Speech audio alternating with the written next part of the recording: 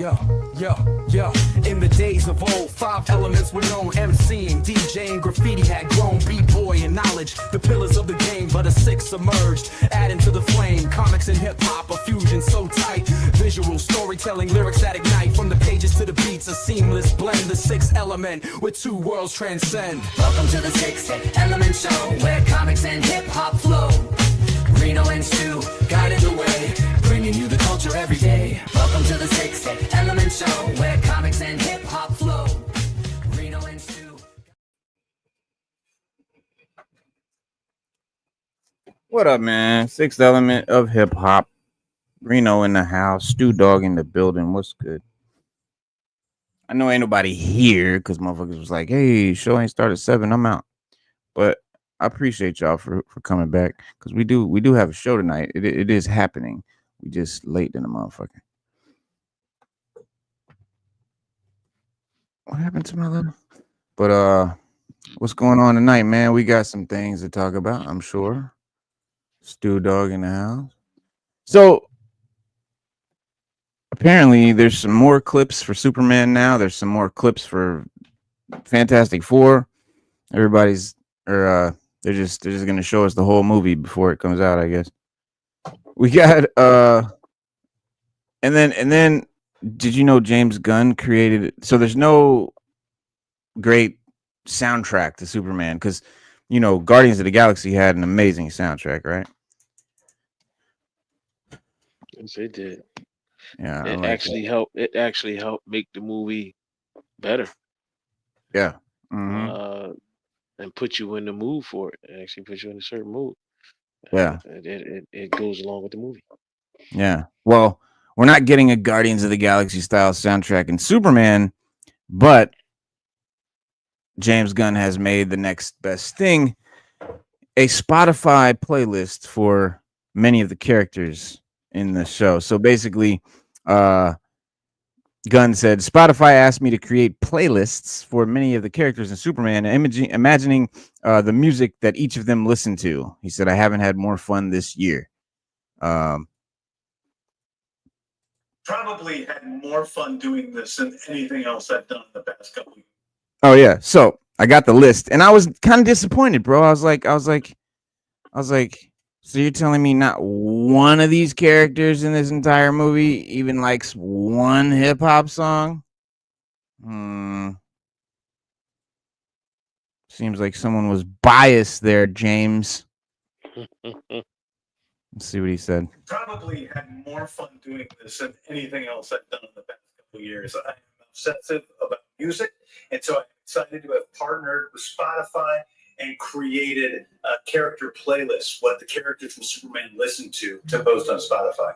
I think for each of the characters, I had to really think about who they were as people and imagine what kind of music they would be into. Some of this I had already thought about. I mean, in the movie, obviously, Lois and Clark have conversations about music, so I knew where they were. Other people, I had to kind of come up with the kind of music they would listen to, having never thought about it before. Lois's playlist is probably the closest to my taste. I actually think she has the best taste in music of everybody. I really love Jimmy's playlist simply because I imagine that, all of his songs have nothing in common with each other. They're all just songs about being non-committal to people. And I don't think that Jimmy would be aware of that. I think that Jimmy would be like, oh, these are just a bunch of songs that I like. And then somebody would have to point that out. Go, oh, really? You wouldn't know. And I have to admit, I really like Eve Teschmacher's list because it's a bunch of girl pop that I find really listenable, so I love it. I am extraordinarily excited for you guys to listen to these marvelous playlists that I enjoyed putting together for each of the characters in Superman, and maybe get to know them a little bit better through their musical taste as we get ready for the movie on July 11th. Now, Stu, could you hear everything that he said? No, yeah, 100%. So, yeah, and his face, he likes the girl pop one and Lois Lane playlist the best. And honestly, I skimmed through a lot of the playlists for like Superman, Clark Kent, and like Lex Luthor and stuff. And yeah, bro, he likes alternative. It's quite clear he likes alternative punk rock. Like, there's no question.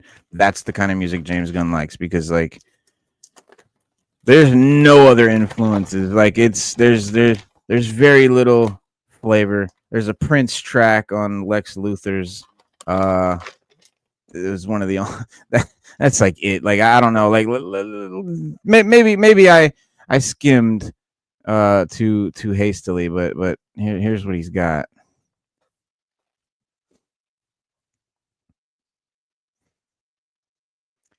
So for Clark Kent, for Superman, he's got Jimmy Eat World, middle. All Time Low, Dear Maria, Count Me In. Florence and the Machine, I don't know. Shake It Out. Pete Yorn. The Clash, I know The Clash. New Radicals, You Get What You Give. Don't give up, you're gonna get what you give.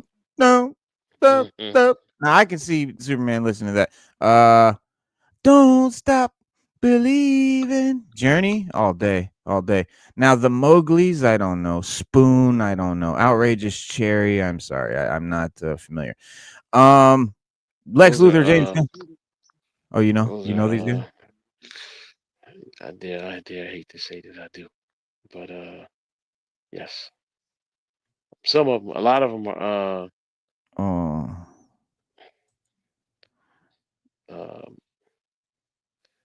like in his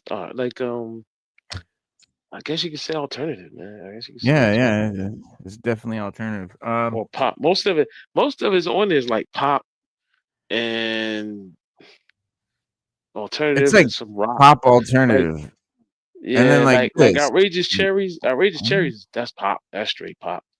And I Yeah. actually had. They're out of Well, Detroit. They're a band out of Detroit. So I actually had one of their albums. So yeah. But then he's got so Lex Luthor's is a little bit more recognizable. I think I can rock with it a little bit. He's got Fame by David Bowie. He said Lex. So actually, check this out.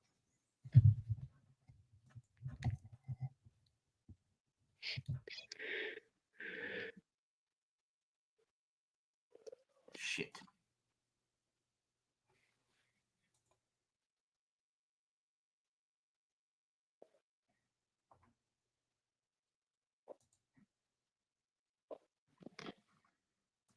Lex Luthor has eclectic taste, but I think all of it reflect Lex's narcissism, his need to be looked at and watched, and a little bit of how he's pretty much a sociopath.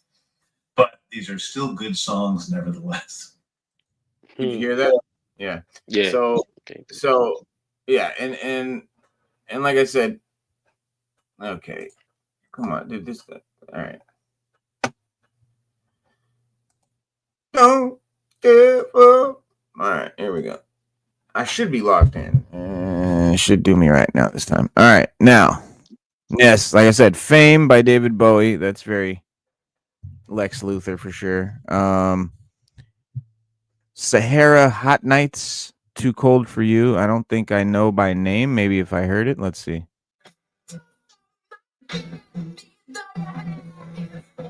No. Requiem pour un con by Serge Gainsbourg. You know what I mean? Like Foxy Shazam, Evil Thoughts. Like, he definitely didn't make a list for like the average guy. Like, this is definitely like a music aficionados list. There's a lot of Yeah. 90s pop, Yeah. alternative, and rock on there. Yeah. I can tell you that 100%. And a lot of these bands are bands out of small places, like Prince, they're like small time bands. Queen. No, he's got Queen. He's got David Bowie. He's got Prince. He's got Radiohead. But there's a couple. There's a couple small ones in there. Yeah, for sure. There's a couple small ones in there. Indie. Yeah, definitely indie underground type.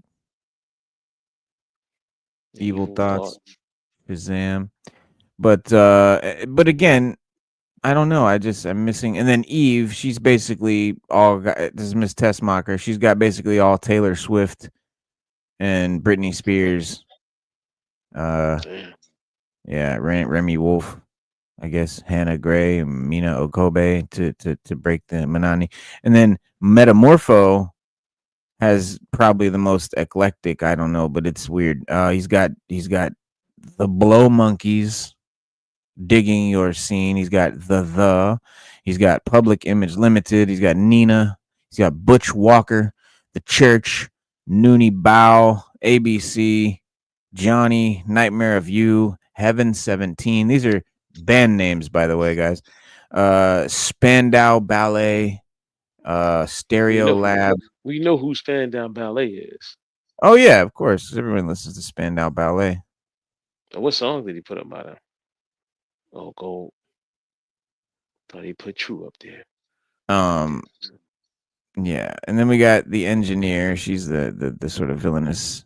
And then she's got 9 Inch Nails. Of course, we know that. Lorne, Burial, Arca, Apex Twin, Chelsea Wolf, Gazelle Twin. Dude, I would have made such a better playlist than this, bro, for all these characters. I could have nailed this. He really, honestly, bro, this entire playlist is one guy. It seems like one guy's playlist. It does not seem like these are different people. I'm just gonna keep it a buck. Does not seem like different people made these playlists. You should have different genres. You should have a guy who likes jazz. You should have a guy who's into fucking hip hop. You should have a guy who's into fucking punk rock. You should have a guy who's into top Superman. Clark Kent listens to top 40. Period. Fucking Jimmy Olsen. You know what I mean? He likes some punk rock shit. That's it. You know what I mean? Like, it's so easy, bro. It could have made it so cool. It could have been so cool and enjoyable. But the problem I have with this list is it's not that enjoyable. No one's gonna sit and bump this shit because it's fucking songs no one ever fucking heard of.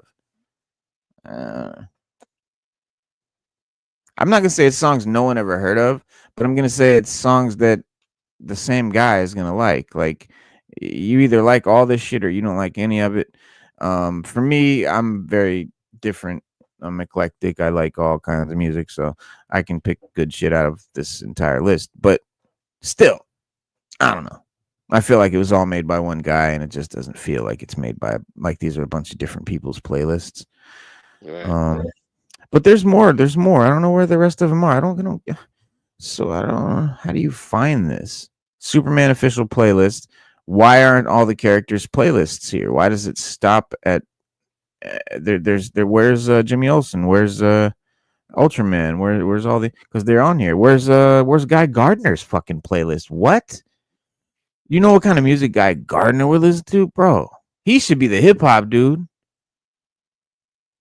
And then you got Mr. Terrific. You telling me, come on, B. Where's the rest of them? Where's the rest of them? Somebody help me. Let's see if we just type it in.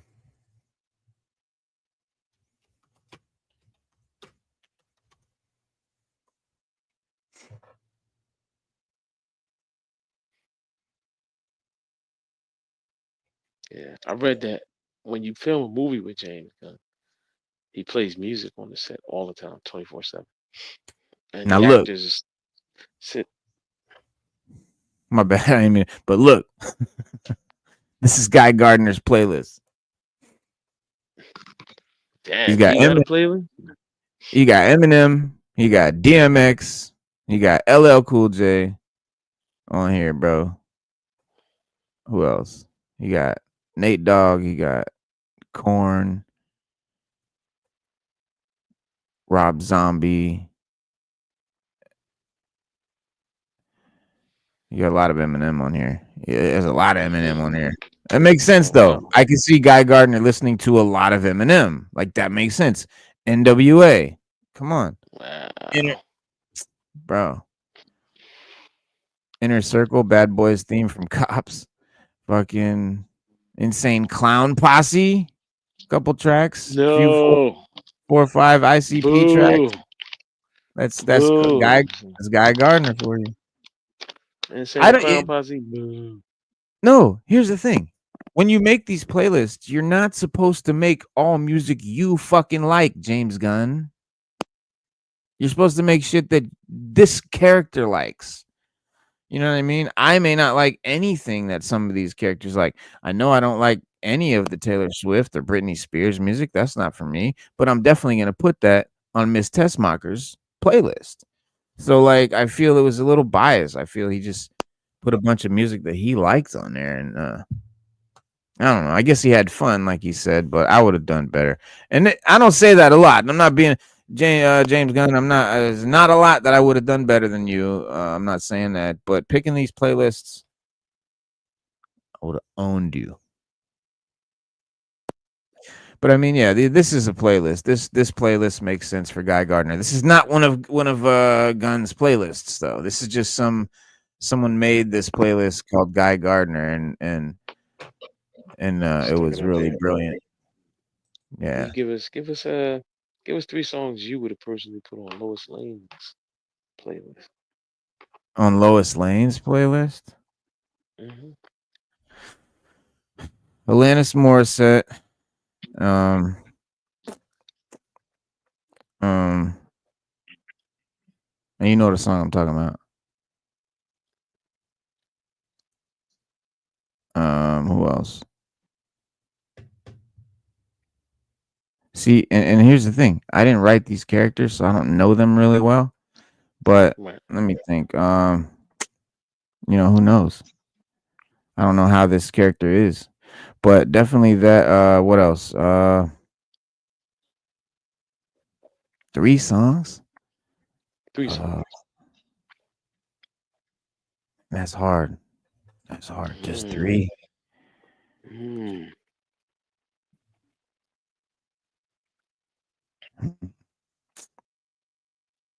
Nirvana. Okay.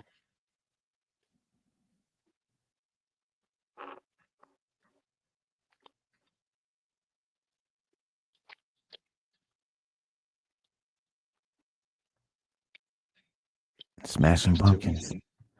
Yeah, Okay. Smashing Pumpkins, 1979. Now this is the 80s though. That's a pretty 90s list right there.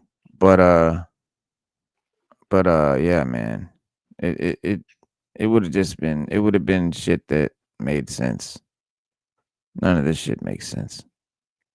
But where's Lois Lane's what you call it? We don't have that on here. Playlist. Yeah, we don't see that's what I'm saying. It's weird. How do you find the stuff on here?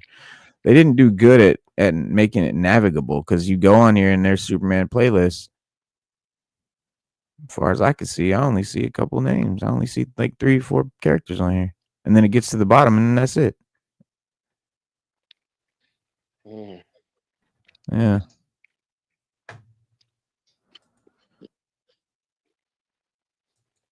Oh, I named bands. My bad. Alanis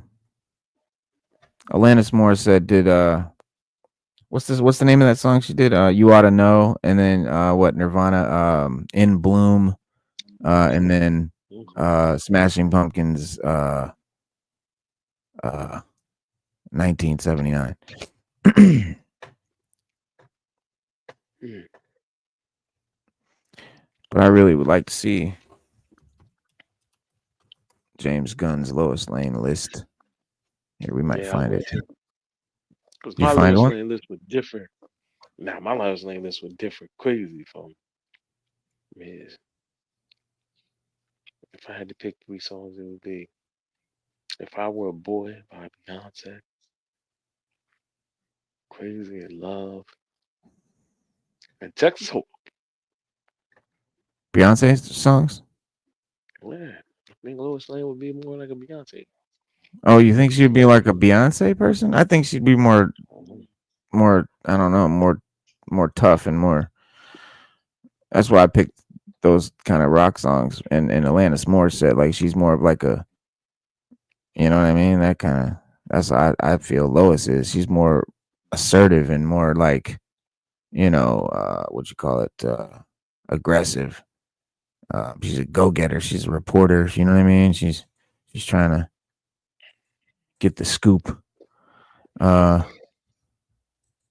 Now Beyonce though, yeah, I would see Beyonce with Miss Tessmacher. She definitely rocks Beyonce. Look at her. Mm.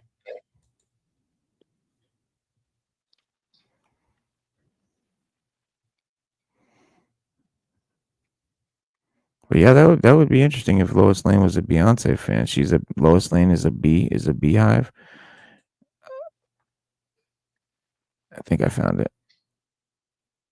No, see, that's it. That's all they give you: Clark Kent, Lex Luthor, Eve, Tessmacher, Metamorpho, and the Engineer. There's no Lois Lane. There's no Jimmy Olsen, which he mentioned as if they existed. So they must be somewhere, or maybe they haven't been released yet. I can't imagine that because he talked about them already. I don't know. It's weird. Anyway, moving on. Just fucking around here. But Superman though, the new clip that we got shows him being a hero to Crypto and man's best friend.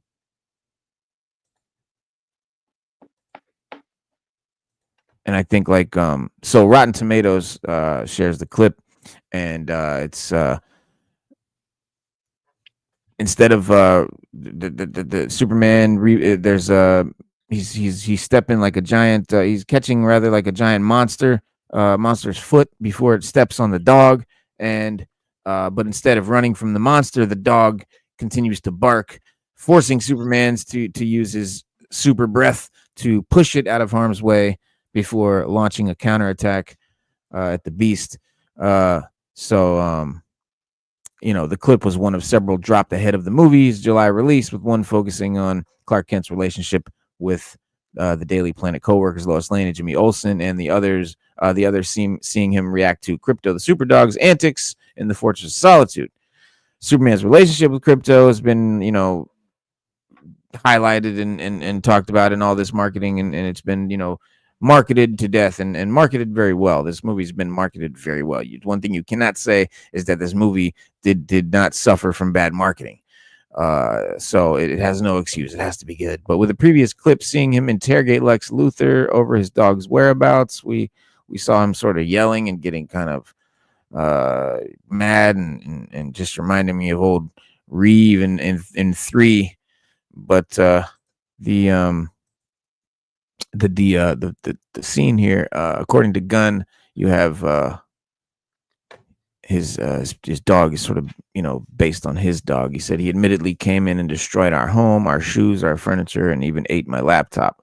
And he basically is making Crypto that kind of dog. He's just a terrorizing shit and just tearing shit up and that kind of thing. And so without further ado, here we go. Let's bust it out. Here's the clip.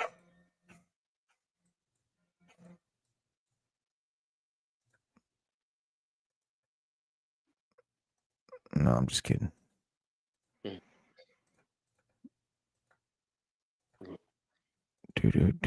we go. We are less than a week away.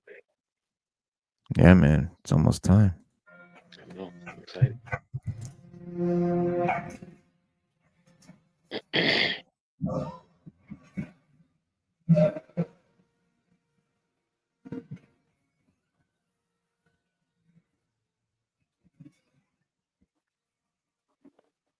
And yes, Superman can do that.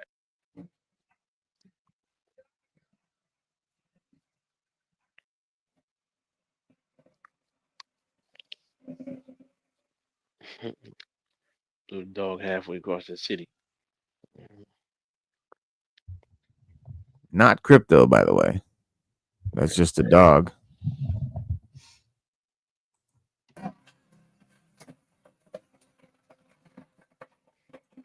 You see him escaping.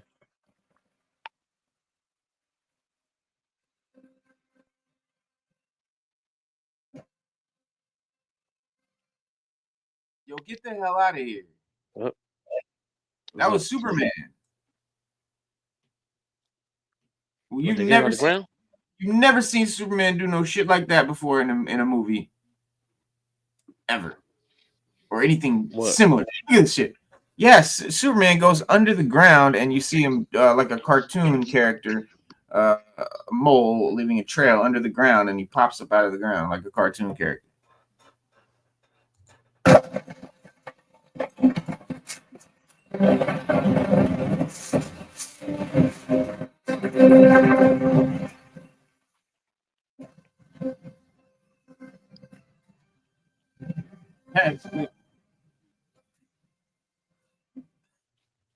Damn.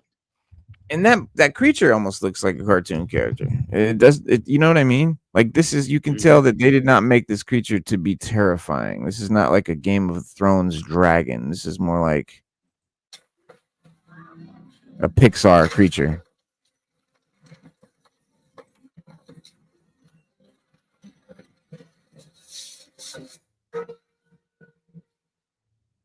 He's got the big goofy face.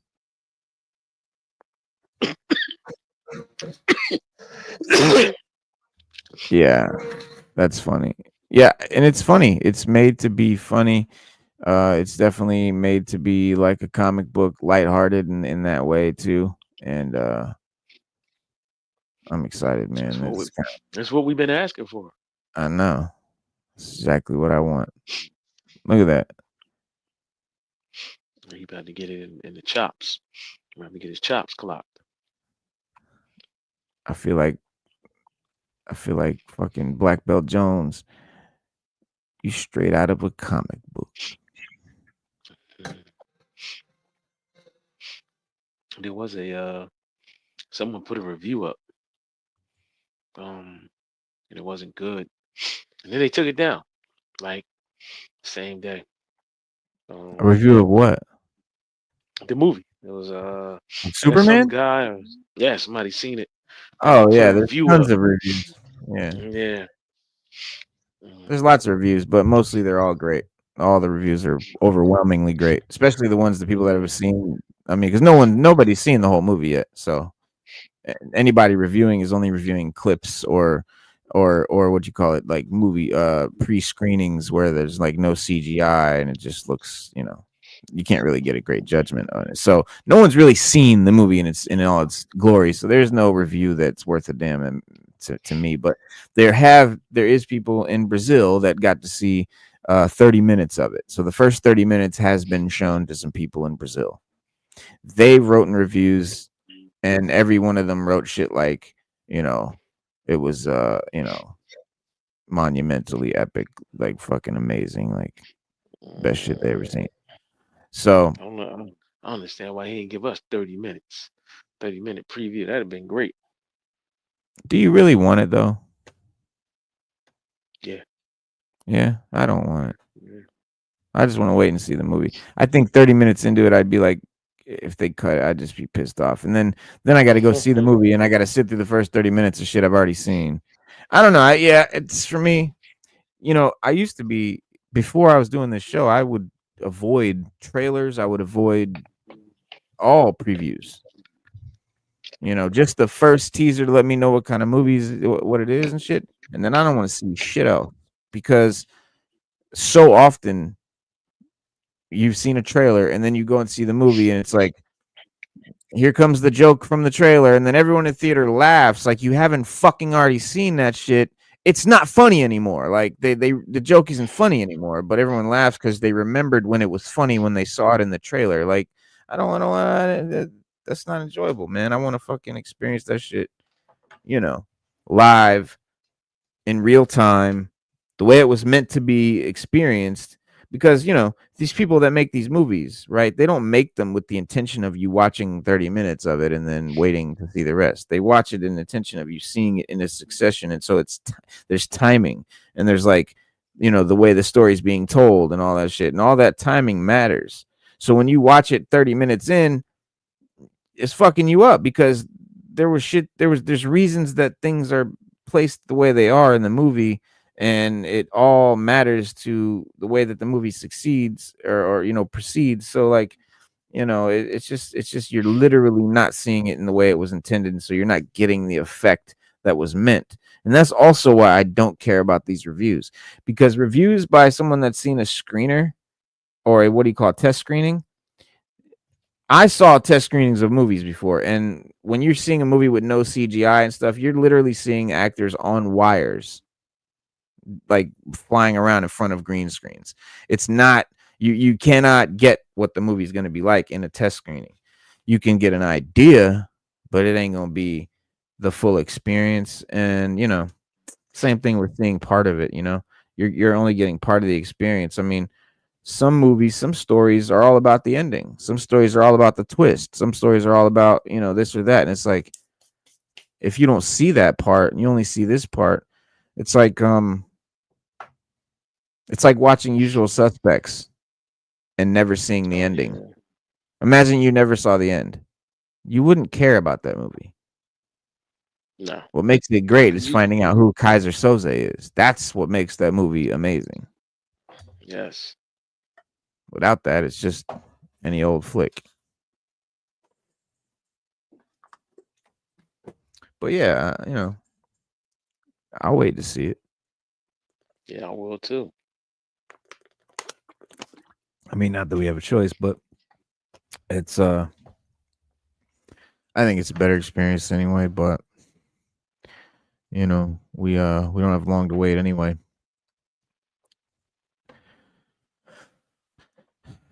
Okay. Let's see. All right. So check this out.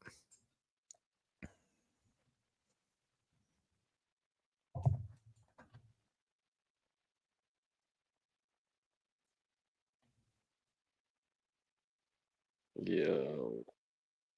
Yeah. So yeah, that's the new Blowtorch, G.I. Joe classified Blowtorch, repainted to look like the original Blowtorch, and I couldn't be happier. It is phenomenal.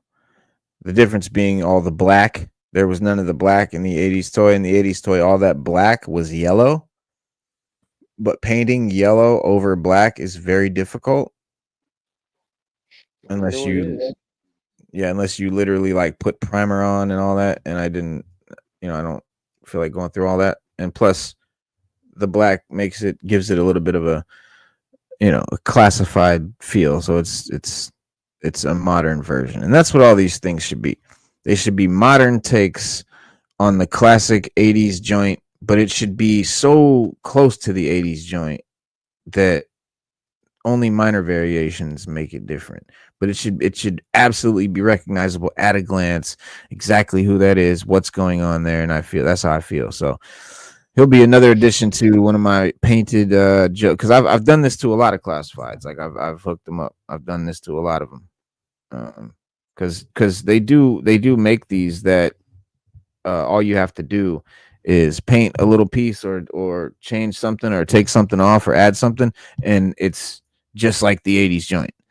They're not that different. There's small variations and stuff like that, but they're things that you can just quickly paint over and change, like this.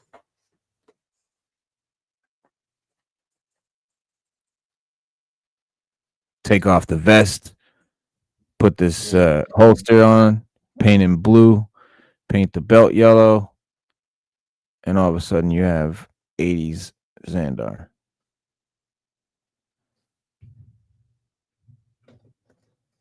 They're just much more satisfying to me. Are they? Yeah, I mean, so when you have like the classified version, it's cool, but it doesn't look like the 80s version, so it doesn't give me that nostalgia hit. Like, it doesn't feel like any sort of toy that I had as a kid. And like, I could buy we could buy all the OG 80s, 375 O-ring figures. But honestly, I've thought about it one day, doing what Raw Talk did and just collecting O-rings instead of classified. Yeah. And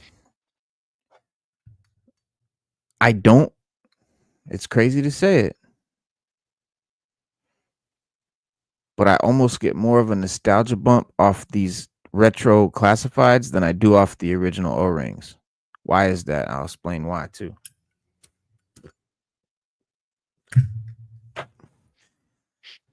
In my mind, as a kid, when I think about some of these O-ring figures, and I remember, what they look like in my head, and then I see the actual figure, it's not what I remember. But when I look at a retro classified, that's kind of just how I remember that motherfucker. and it's a weird phenomenon. And the reason I recognized it is because I recognized the same thing would happen to me with video games. When I would go back and look at a video game from when I was a kid, it does not look how I remember it. I remember it looking way more detailed, way more fucking graphically better and shit. You know, because and the reason is because when we're kids, when we're young, our imagination fills in all the rest, and so our memory goes back and remembers it the way our imagination filled it in. And so like G.I. Joe figures and stuff, like their heads weren't as big as they were, and they had more detail in the face, and they had and you know the guns and knives on their body that were molded in were real, and they could actually, you know what I mean, like all that shit. So seeing this classified version, it's more about it's more how I remember it in my mind. So they're even more nostalgic than the actual figure. That's why I fuck with classified, because it's the adult, grown-up version of the toy I had as a kid. It's not the toy I had as a kid, because I could easily go collect the vintage toy. I don't want that. I want the adult version. Yeah, because I could have just imagined. I think I asked you this one time. I was like, could you imagine if they made this, like if they made these like this when we were kids? Right. Bro, we'd have lost our minds. Bro, imagine. They the only reason they didn't, obviously, is because Kenner changed the whole toy game, with the shrinking the action figure to 3.75 for Star Wars, so that they can make all the Star Wars spaceships, because they realized that they couldn't make a replica of a Millennium Falcon if the figures were, Barbie, G.I. Joe, or at that time the size of an action figure was 12 inches. Right. So they couldn't make a Millennium Falcon that big. They couldn't make a da-da-da-da. So they're like, we shrink the figure down when we can make the toy be there, the ship be the focus, because Star Wars is all about the ships. Yeah. Yes. And so that's why Kenner did that. And G.I. Joe was like, yeah, we can sell vehicles, because that's where the money's at. These little figures are $2.50, but these vehicles can go up to $80, $100 if we get to the flag was fucking $110. Yeah, phone was $110. Yeah, I was gonna say the flag was $100. Goddamn Terradome, I think it was 75 or 70, and then from there in that big spaceship. But they got the headquarters, the GI headquarters. That was probably $49.99 or $39.99 or whatever at the time.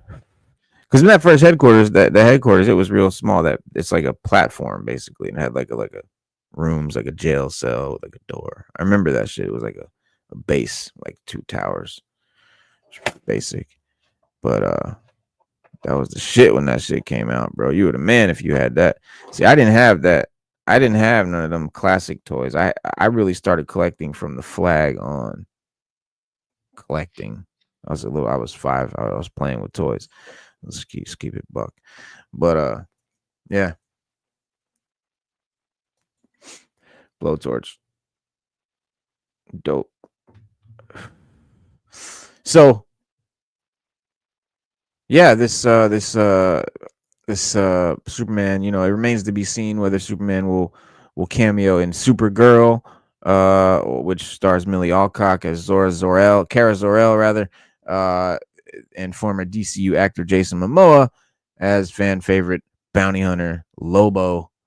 So away from the DCU, Jack Quaid continues to voice the Man of Steel in My Adventures with Superman, whose 3rd season will reportedly hit screens sometime in 2025.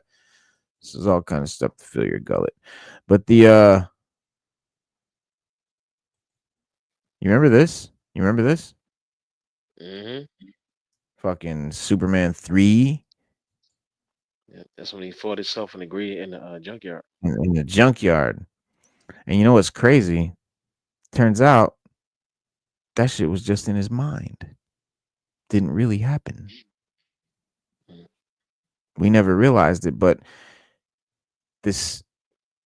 he beats up the Superman, which sort of just disappears, and there he is, just Superman now, and he flies off. So it's like he had that battle in his mind metaphysically. But so James Gunn's inaugural DCU movie, Superman, could provide a much needed second chance to realize the potential of Superman 3's biggest action sequence, because the potential was definitely there. They just botched it. But Superman, the movie 2025, focuses on Man of Steel facing skepticism from his adoptive world, which Lex Luthor seeks to capitalize on in order to destroy his Kryptonian arch enemy. And one of the weapons that Lex deploys against Superman is the equally strong Ultraman, being clad in an identity-concealing containment suit, displaying the same powers as Superman himself. And while Ultraman is set to give Corrin Sweat's Kal-El a tough fight in Superman, this will not be the first movie to showcase the battle of two Supermen. We saw that in 1983, Superman 3 Adventures features a sequence, like you said, Stu, where Christopher Reeve Superman gradually becomes evil and eventually has a knockdown, drag out fight with his Clark Kent persona. And while it is certainly the most memorable sequence of Superman 3, a lot of issues with the movie itself held the that fight back from its true potential. Potential that the incoming Superman versus Ultraman battle in James Gunn's Superman could realize. And I think will. The because in Superman 3, right, his Superman's exposure to a faulty sample of synthetic kryptonite created by Gus Gorman, played by the great Richard Pryor, doesn't nullify him like real kryptonite should, but instead it turns Superman into an aggressive, self-absorbed, sinister version of his former self, basically a symbiote suit, his black suit. And eventually it causes him to split into two separate entities, the Dark Superman and Clark Kent. And with the two kind of duking it out in a junkyard before Clark Kent eventually, or the good Superman eventually emerges triumphant and soars back into the sky as the true Superman. In the battle of Battle of Two Men of Steel, Superman 3, go check it out. And it represents the internal struggle, right, between Superman's innate heroism and the potential for him to go in the opposite direction. And it's also ambiguous whether it really happens or it's just in his mind. It's left, ambiguous, given how Clark splits off from the Dark Superman like an emerging spirit and then later simply disappears into thin air after being defeated by Clark. And so conceptually, Superman fighting an evil version of himself is a great idea. And the junkyard throwdown, smackdown, is by far the best sequence in that shitty movie, Superman 3. I'm not gonna say it's shitty. It's not shitty, but it was pretty. Yes. Okay. Let's just All call right. a spade a spade. Well, let's All not. right. You're right. Let's not call it shitty. It just wasn't. It just wasn't that good. Wasn't the So, best. and it didn't age Yeah. well. It didn't hold up to 1 or 2. No, by no means. Well, you know what? Hollywood makes those mistakes where they try to do, because Superman 3 was actually supposed to be a What? Supergirl movie. It was supposed to have Supergirl in it or something like that. Well, it was made by different people too. And yes, Wasn't and done. it also was and it also was supposed to have the main protagonist of the movie was supposed to be Brainiac. So something happened and they messed around, because I watched Minty comics, and they were saying that something happened. They messed around and scrapped the script or did rewrites, and instead of Brainiac, they had like this supercomputer that they built, that Gus Gorman built, that he could program, and it just didn't pan out well. Didn't pan out well. Norman Rad in the building. He said Guy Gardner's complex. He said he was abused really bad by his dad, which is why I think Eminem is a great example of music that he would be into. That kind of shit. Guy Gardner, he's gonna gravitate towards that angsty, rage-filled. Rage Against the Machine is another one that I think Guy Gardner would fuck with. This makes him abusive when he grows up. He then tries to recognize that and work towards being a better person by the end. That's basically his whole spiel. His whole spiel is that he's a redemption arc. Like he's trying to be better, right? That's his story. He's trying to be better. So that will likely be what happens in the Superman movie. But then he starts as an asshole. Takes a long time from. Yeah, I mean that's the whole story. If he turned good, he wouldn't be Guy Gardner. The story would be over. His whole story is this arc where he's getting better, right? He's trying to do better. He's always trying to do better. He's always trying to do better. So that's his whole thing. And I think it'll be great in this movie. I think it'll be cool. But yeah, Superman 3, man, it didn't really deliver in the kind of epic fashion that it could have. Within especially the goofy plot of Superman 3. But James Gunn's Superman could have the right amount of goofy and the right amount of epic and the right amount of reality that makes a comic book great. And I think that's what the movie's going to be, like a comic book in that way, and in a lot of ways. But yeah, James Gunn's Superman would definitely also have the right villain for the job of delivering a dope Superman versus Superman showdown, a la Superman 3, The Junkyard. He goes at it. Ultraman, if it's Ultraman from the comics, it's basically gonna be played by Corn Sweat. Yeah. I mean, and even if he's Bizarro, I think he should be played by Corn Sweat with hell of prosthetic makeup and shit.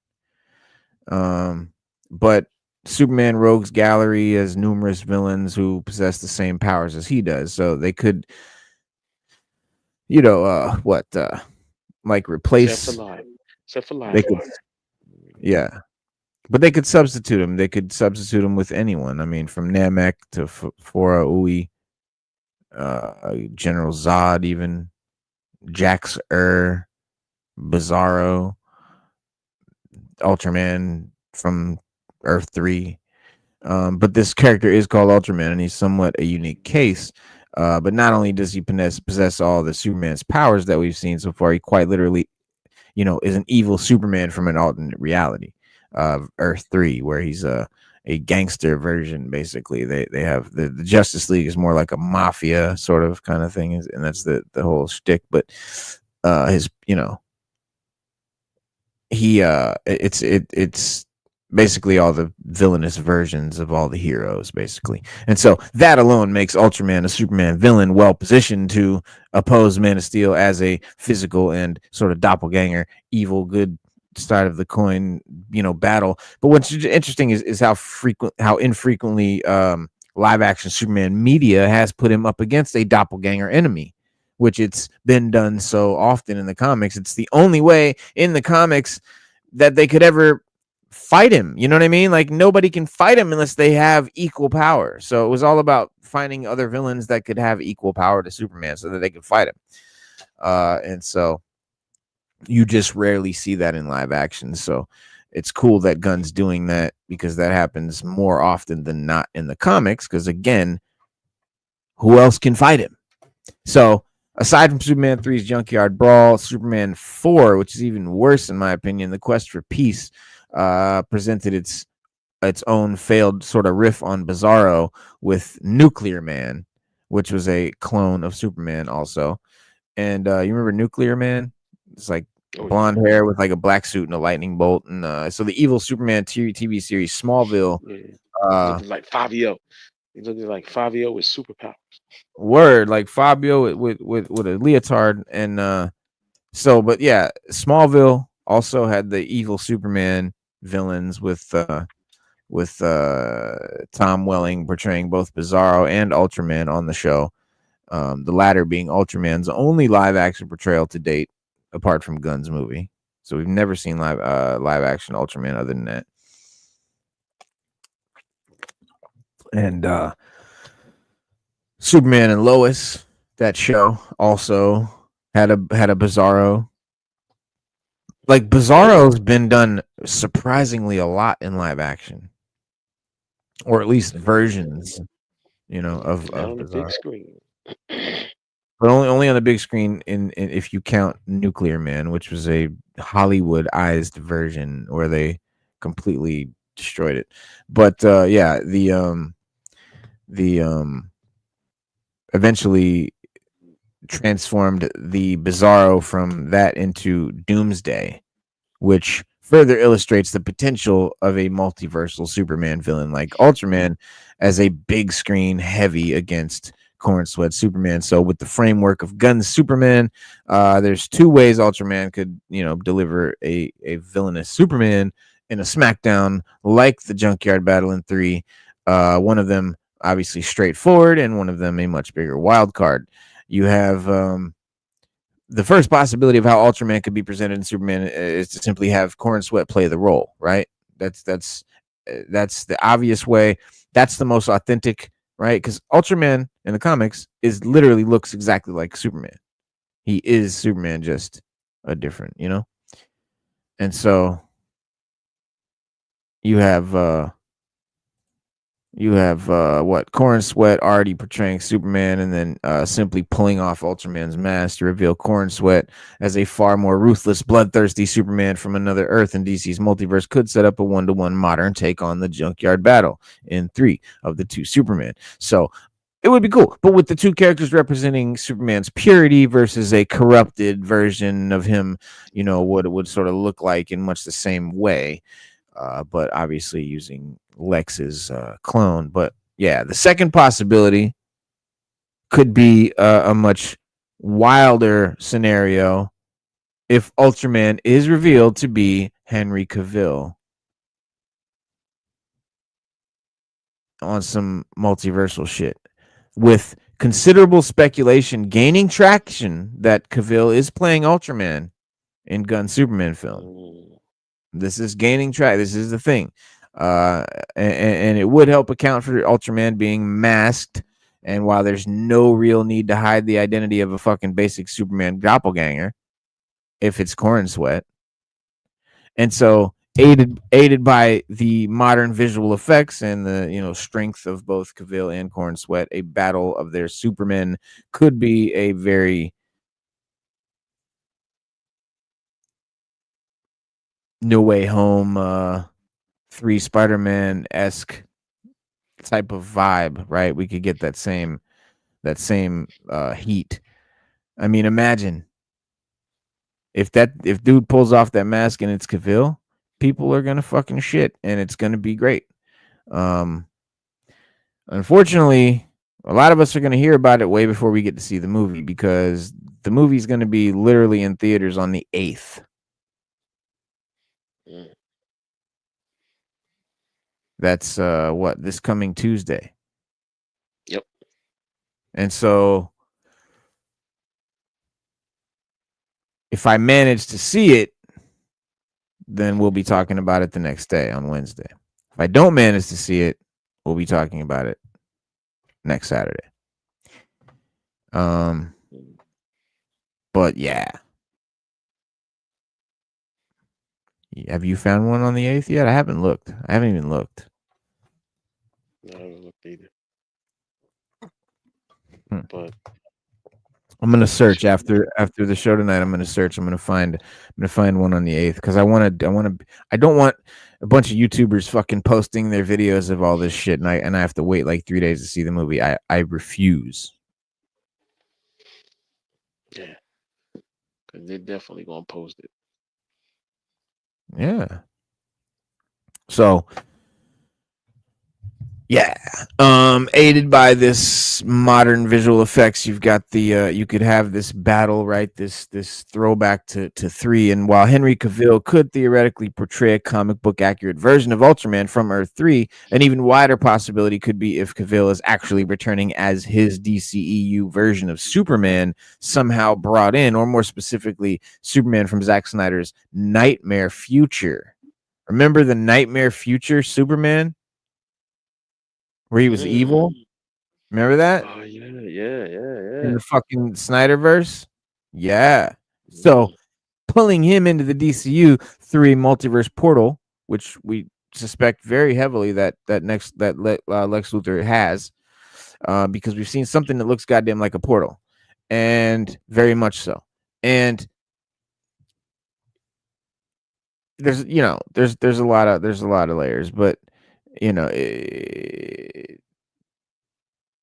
I think when Lex tries to weaponize the Nightmare Superman against the Superman of this world, effectively turning Nightmare Superman into Ultraman by default, only for his plan to inevitably go awry, and we see it go down. But Superman 3's Battle of Two Supermen is, like the movie itself, a product of its time, and one that hasn't aged well, even if it remains the only truly salvageable moment from one of the worst Superman movies ever made. If Gunn's Superman has the potential for anything, it's finally giving us a big screen Superman versus Superman battle that you know we've been basically, we were teased, and I think we've been waiting for, man. We were robbed in that movie, because it was a great idea. That just movie was just, yeah. Yeah, we're gonna have to see. 'Cause I don't know some what juice. Norman Ratton here wilding out.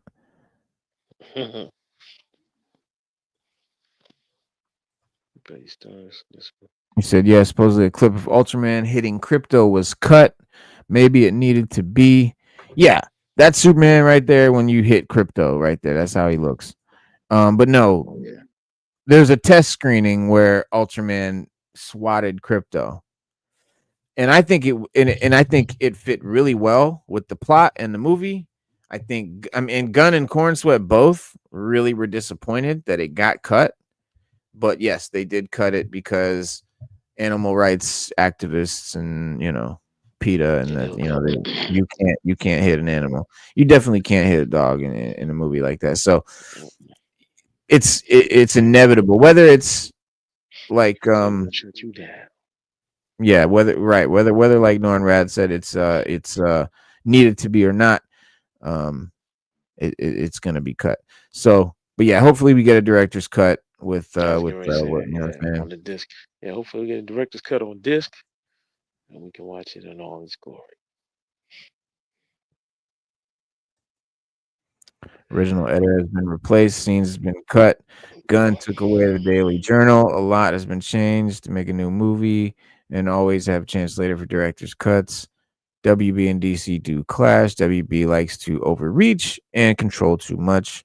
And yeah, I mean, he apparently he had it where there were like title screens that would come up on the screen and say Monday, and then some movie would happen, and then Tuesday, and then some movie would happen, and then a title screen Wednesday, and then some movie would happen. That's how Superman was set up. And the test screenings, people didn't like it. And so Gunn changed the whole format of the movie, taking out that episodic, here's what happened Monday, here's what happens Tuesday, here's what happened Wednesday, which I guess he was doing in the vein of like a comic book issue. Like, here's this Monday is issue 1, Tuesday, kind of like that, or what, I don't know. It's something that's completely taken out of the movie now. So they've done a lot of fixing it, and that's why there's been so many test screenings and so many clips and trailers and so much marketing and 30-minute previews and all this, because they have to get this fucking thing right. You know what I mean? DC can't afford for this to bomb. DC can't. I mean, WB would be fine, but DC Studios, WB backing DC to make more movies, will be done if they don't knock this out the park. And obviously, the whole universe going forward will be done. So they got to nail it. So they're trying to get it right. They're going back. They're doing this. They're changing. They're fixing. You know what I mean? Like, the movie that was originally done is very far from what we're going to end up seeing. That's for sure.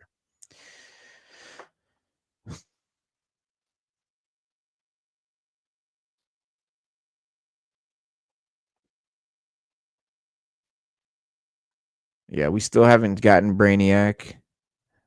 Yeah. We still haven't seen Mongol.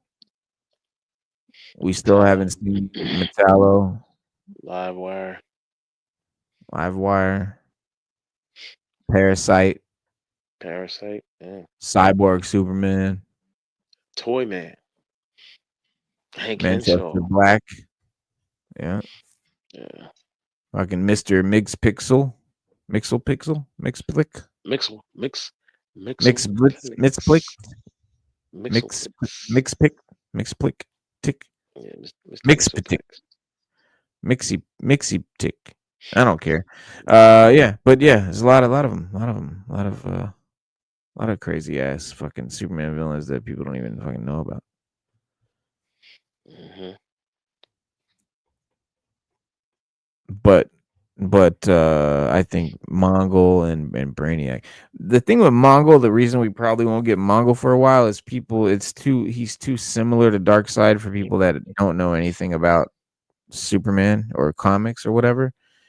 He's he looks too similar to Darkseid for the average what do you call it, casual audience, They it would just seem people that don't know shit would be like, "Oh, it's just like Darkseid." Clearly, he's not anything like Darkseid, but yeah, No, he's not like Darkseid. He's more like, I would compare Mongol to Thanos, but mm, people wouldn't get them mixed up. But Mongol's just different. He has War World. It's just a lot. It's a lot. He's way different than Darkseid. yeah, Way different. Yeah. But he is somebody that in the comics, even in the cartoon, Justice League Unlimited, no, he can go toe to toe with Superman. right. EGC salute.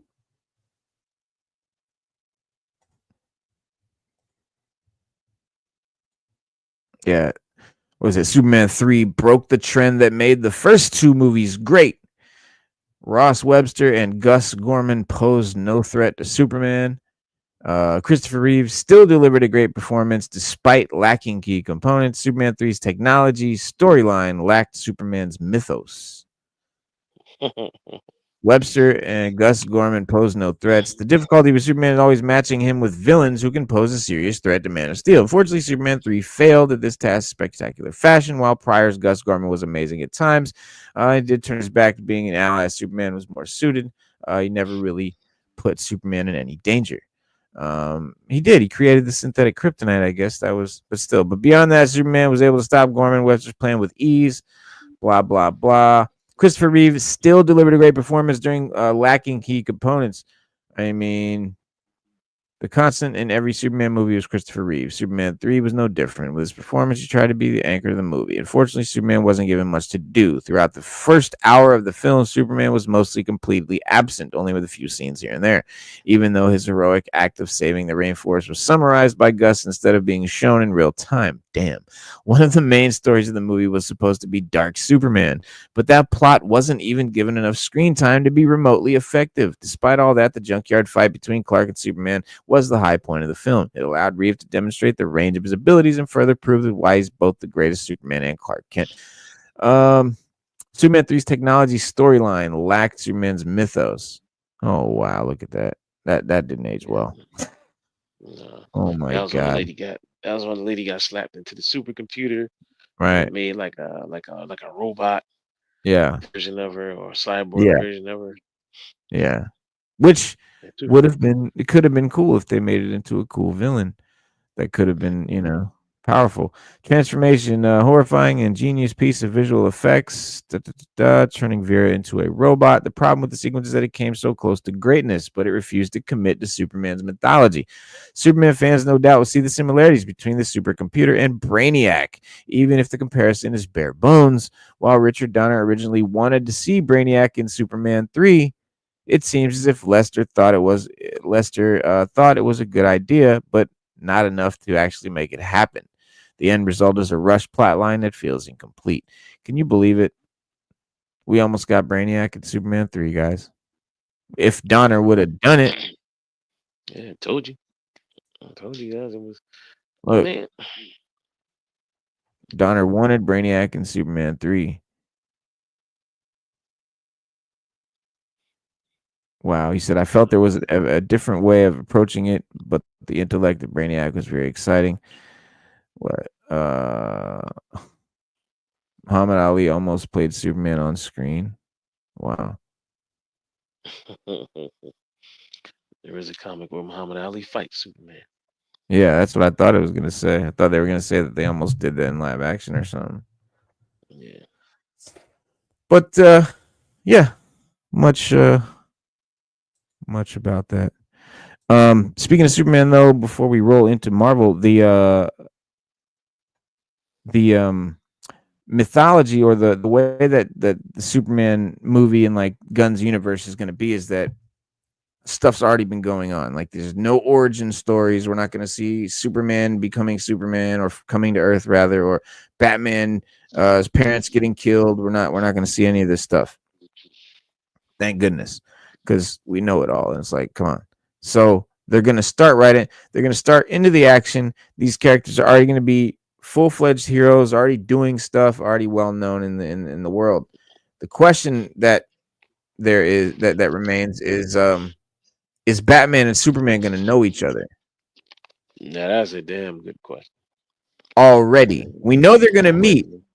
Gunn has already kind of teased how they would that they how Superman would react to meeting Batman and all that, and he said in an interview he hinted at a possible past encounter between them, sharing insight into their dynamic and suggested a more collaborative relationship compared to previous portrayals. And we know that no live action before has Superman and Batman really like ever worked together or had any sort of like collaboration or obviously no Justice League that ever you know went beyond the Snyder debacle. But really, seeing Batman and Superman having already knowing each other and having already have dealt with each other in the past reminds me more of the cartoons or the comics and the way that they are. Like every time we see Superman and Batman in the comics or cartoons, we already know that they already know well who each other are and know all about each other,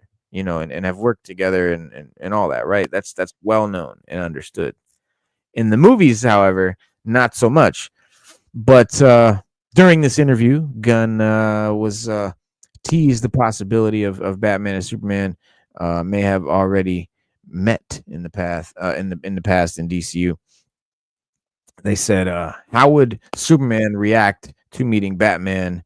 And Gunn said, "Well, first of all, we don't know if he's already seen a man dressed up as a bat." And he added, "But I think that he'd probably see a kindred spirit in that.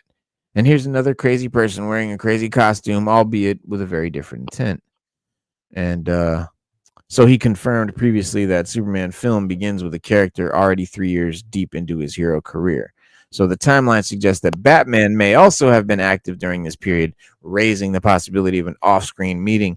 And I always felt like the dynamic was more that Batman was like an older guy, like an OG superhero who had been already doing shit and stuff, and Superman was always more of like a younger, greener kind of looking up to Batman for advice and stuff like that, and Batman being a more of uh, a leader. And that's kind of how the dynamic goes in a lot of Justice League, material and stuff. And so I hope that's how it is here. Superman's 3 years into his career, so he's not an old OG Superman. He's very young and new to superheroing. And I don't think Batman is gonna be. I think the whole idea of Brave and the Bold is Batman's like an older, more seasoned Batman who's got Damian Wayne now, so he's already had 3 Robins. It's a much older Batman. So going to be very interesting to see them how they pull that off. But here's Gunn talking about it. And Stu, what do you hear that popping on your end? It's like there's a mic pop every few seconds. Yeah, there it goes again. I can't hear you though. Can't hear you. Are you talking? Yeah. Okay, now I can hear you. Oh, that's your mute button. Yeah, I muted it. Why do you keep turning it off and on like that? No, I didn't. Sometimes I hit it. It's a button if you're pushing. Yeah, it keeps hitting. It keeps Yeah, clicking. the older one I had was like a slide, and I Uh, liked that. uh, Then I don't know. My son broke my headset, and I had to get a new one. So this one, like damn. a push thing. Sometimes you can, like, I'll hit it against the desk that I'm at, and it'll hit it. Uh-huh. Yeah, yeah. Yeah. Yeah, that's what it I is. don't. Sir, thank you for your time. Huh? Yeah, I don't. I never knew who was older. I always thought they were the same age. Superman and Batman. I Oh always thought yeah. Batman was just a little older. I always thought Batman was just a little older. Yeah, just a little older. Maybe a couple months to a year at the most. Oh, like that? I thought he's like maybe Yeah, 4 or 5 years older at the most. could be. You know But what? They more, never. but just I've like never a read a couple. comic where they specifically say. Hmm. Because there's so many different iterations of them together. Yeah. But me, I always thought it was just maybe just a few years. Batman was just maybe a few years older than Superman. Yeah, a few Just years. not Yeah. not much. Yeah, not much. Maybe 3 at the most, but not much. Yeah, Not I much could older say. than Superman. Yeah. Yeah, I mean, he just to me, he always had a more mature way about him. Like Bruce Wayne, Batman, he was always more of like a fatherly, more mature kind of vibe. Whenever like I mean, even the way Kevin Conroy played him in the animated series, he was much more mature. And then I would see Superman sometimes that way, sometimes, but then sometimes I would see Superman more of like how he is in this movie and how he is in like um well, I think even in that Crisis on Infinite Earths cartoons, that those Bruce Timm movies and stuff, he Hmm. tends to be a little younger than Batman in those movies too, or those animated shits. Anytime you see like the Justice League, they always portray Batman as being like the elder of the group because I think he has no powers. So like they have to give him something that makes them respect him because you know, if he was just a young guy running around with a suit on and there's all these superheroes, they wouldn't even let this guy in the fucking room. I don't know. I always thought they disrespected Batman for the fact that he didn't have superpowers and he was able to do so much. Like, Yeah, because he's go toe to seasoned. toe. Yeah, like go toe to toe with certain super villains. Like take Solomon Grundy. I mean, Like toe to Superman toe. and Solomon Grundy, they go at it like all the time. And Superman always Yeah, says like you can't beat me, Grundy. But Grundy's super strong. And yeah, Batman's defeated Grundy many times. because Grundy's an idiot And and yeah. Batman's smart, and that's the whole point. And you just got other villains that Batman just beat using his brain and his brawn. Like I Yeah. thought that they always respected him for that. Like look Yeah, at well, no, Owlman. of course they don't just respect him because he's older, but I mean that's the vibe that they're giving him this vibe of like a guy who's more seasoned, who's more got just more experienced, and why should we look up to this guy who has no powers or anything like that? What is he? What is he? Obviously he has to have some seasoning, some experience that we don't have, something to offer us that we can't offer. I mean, I'm sure there's lots of guys who physically can, do what Batman does. I mean, Navy SEALs, I mean, all kinds of people. So it's not like he's doing anything any human can't do. He's just seasoned. He's just been doing this superhero shit for so long. You know what I'm saying? I mean, we know he's been doing it since like the 30s. What is it, the 30s? And so it But you got it you it but you fits. gotta remember too that yeah, I remember too, Batman, he did what they didn't. Like when you compare Batman to the rest of them, he has no superpowers. He can't fly. He has no lasers that shoot out his eyes. He hasn't had super speed or anything. No He's powers. just a regular man. He's just a regular man that toned and honed his body and skills to the peak of human perfection, like just to the peak of what any human could do. And Mhm. Lex Luthor, you know, as smart Plus as he's he like is, got Tony Stark intellect and money. right, right, and he used it wisely. Like he's like Batman's a great strategist. Like he can, and he thinks ahead, he plans ahead. Yeah, Uh, yeah. You you can't know, fuck with him on that trip.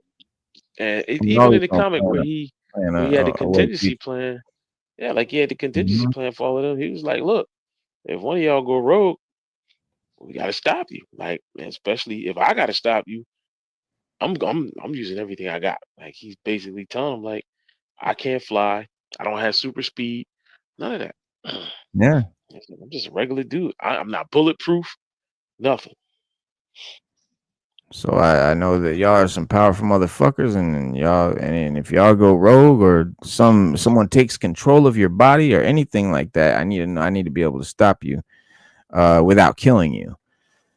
Right. And so he's Because got when you the think about it, yeah. Wonder Woman is basically a demigod, and she's even hard to stop.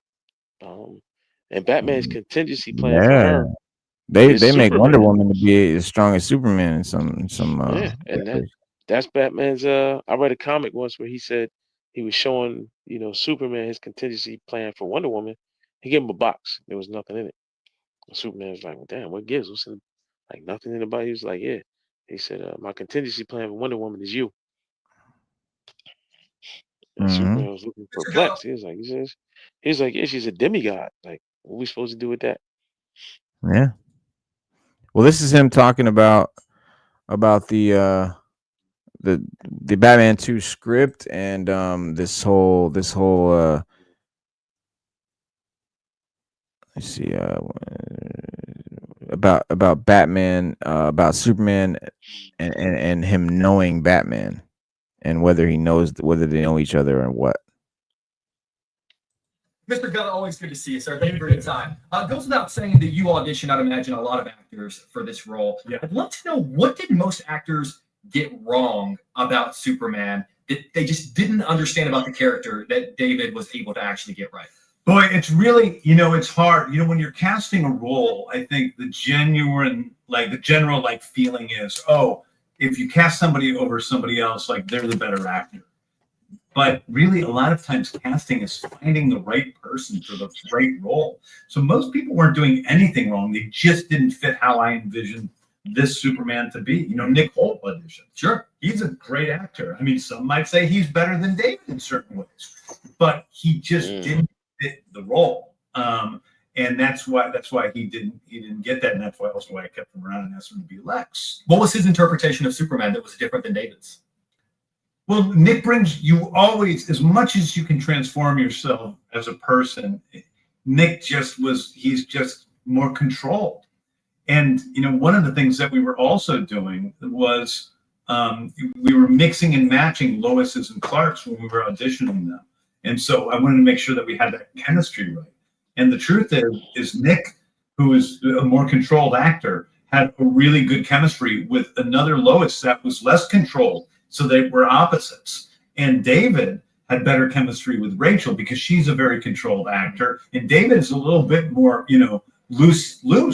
And that creates a different type of dynamism on screen. That makes sense. When you are reintroducing someone like Superman to the world, you have to make every tiny decision. What shade of blue is his suit going to be? What does his hair look like? What glasses is Clark going to wear? Did you ever think his briefs were going to be as big of a decision coming into this? At the beginning of your career, tell a young James Gunn how big of a deal Superman's briefs are going to be to him. Superman's briefs were the most controversial thing. Why do you think that is? Because people are foolish. I think that it's that. Honestly, I don't think that Superman just don't look right without the underwear on the outside. I agree. Remember they did, I don't know, it was New 52 or one of these they did where he just had no red briefs. It was just blue, like a blue one piece. Yeah. It didn't look right.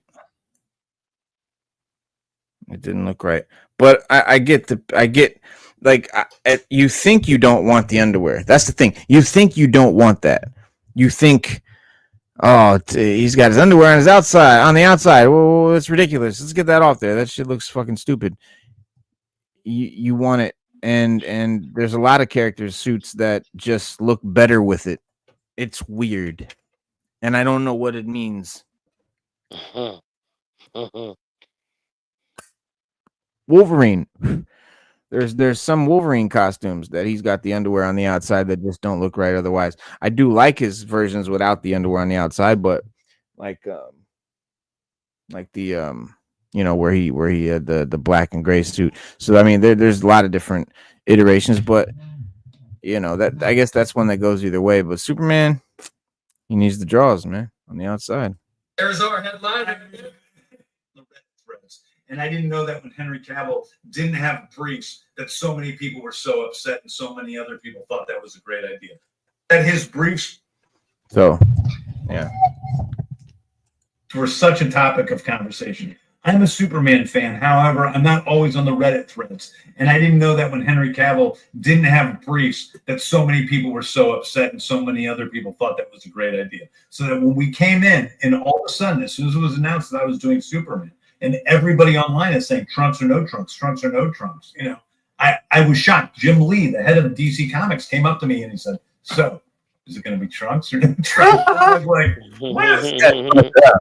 That was the most important thing in the world. I thought it was important that I show this character as a full human being who we believe. No, it's the trunk. The underwear, baby. Underwear, yeah. You made a good decision. I'm going to point out another great decision you made, which is bringing in Will Reeve. Oh, yeah. I would love to know what that meant to you to bring him in, to have him on set, and what that experience was like having him on set, the moment that everyone saw him walk on set. Well, I thought it was important to have the history of Superman as a... Wait, who does Will Reeve play? Will Reeve, Christopher Reeve's son, is in it? Yeah, I think so, yeah. Well, have we seen him in the trailer? Might have. He gotta look like Christopher Reeve. Shit. But I mean, do you remember seeing him in the trailer? No, I don't. Part of this movie, because at the end of the day, I'm not the creator of this movie. Superman is a great collaboration of many creators and many people throughout the years, going back to Jerry Siegel and Joe Shuster in 1938, and all the comic book writers. This is why I fuck with Gunn, bro. You hear what he just said? I am not the creator of this movie. I am not the creator of Superman. And this is my biggest nitpick with superhero filmmakers. They always want to act like they created it. Like, this is my take. Nobody gives a fuck about your take on some shit. You're not so important and popular that people are just clamoring for your take on things. Motherfucker, this is a character that's been around for decades. I think we already know the take on it that we want. Like, it's an established thing. Just adapt it, man. Put it on screen and do a good job and make everyone happy. Don't try to make it your own vision, bro. Go do that with your own vision. Go make up your own shit to do that with. Like Zack Snyder, go make Rebel Moon, bro. Stop doing that shit with fucking Superman and shit. Is what it is. The makers of the radio serial, the makers of the TV shows, and the serials and everything else. And I like to have that history as a part of it. So we have Will Reeve, Christopher Reeve's son, in a cameo in the movie. We have Jerry Siegel's grandsons are in the Daily Planet for the entire time. We had all the great Superman comic book writers come and hang out on set and watch a scene and see everybody and meet, Lex and David. I call them Lex and David. Rightfully so. It makes it tracks. It tracks. Do you allow yourself? We had Will on. I just want to say that's so dope. That is. Bringing the writers of Superman comics on the set. No one does that at Marvel. The MCU doesn't give a shit about the comics. I mean, they didn't. I'm not gonna say they don't, because now they've got my favorite comic writer of the modern of the 2000s, and that's yeah, and now he's doing all this shit, and like, yeah, I mean, House of X, Powers of X, that shit made me interested in comics. So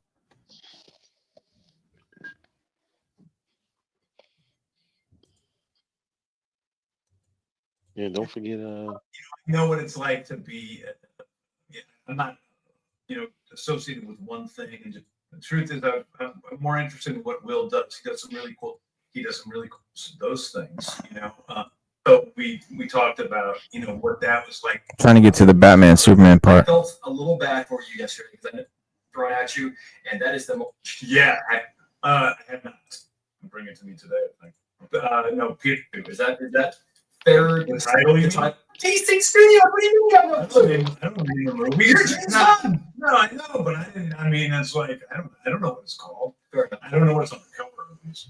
All right, fair enough. Speaking of The Dark Knight, there are 10,000 things that you can't answer about that. But what I love about this movie is oftentimes seeing That's not fair. the title. You The mean? title is that fair? Is it safe to say? I know the front page was a little blurred. Is it safe to say it looked like the Batman Part 2? Is that fair? The title? Yeah. Because- Because he's gonna bring it to me today. I think. I mean, if you I wanted don't to know. do it right, the front page. Okay, sorry. So I'm trying to figure out what they're talking about real quick because I skipped through. So what they're talking about is the Batman 2 script, Matt Reeves Batman, the DC, not the DCU Batman, and they're trying to figure out. And he's asking him, "What is the script? What's the title of it?" And the title of it is, is it the Batman 2? Does it have a title? Whatever. And Gunn's like, I don't know what the title is. And he's like, what? You're James Gunn. Da, da, da, da. First of all, it's not a DCU Batman, guys. That's one. So he doesn't have, it's not his. And then second, it's an Elseworlds Batman by Matt Reeves. It's another guy's movie, completely unrelated. So this is what people for some reason cannot grasp. I still hear people talking about Pattinson should be the Batman in DCU. You clearly don't get the concept. You do not get this concept. It's a different character. The Pattinson Batman, all black, very homemade, very realistic. Blah. DCU Batman, hopefully blue and gray, very comic book, very superhero, very Yes.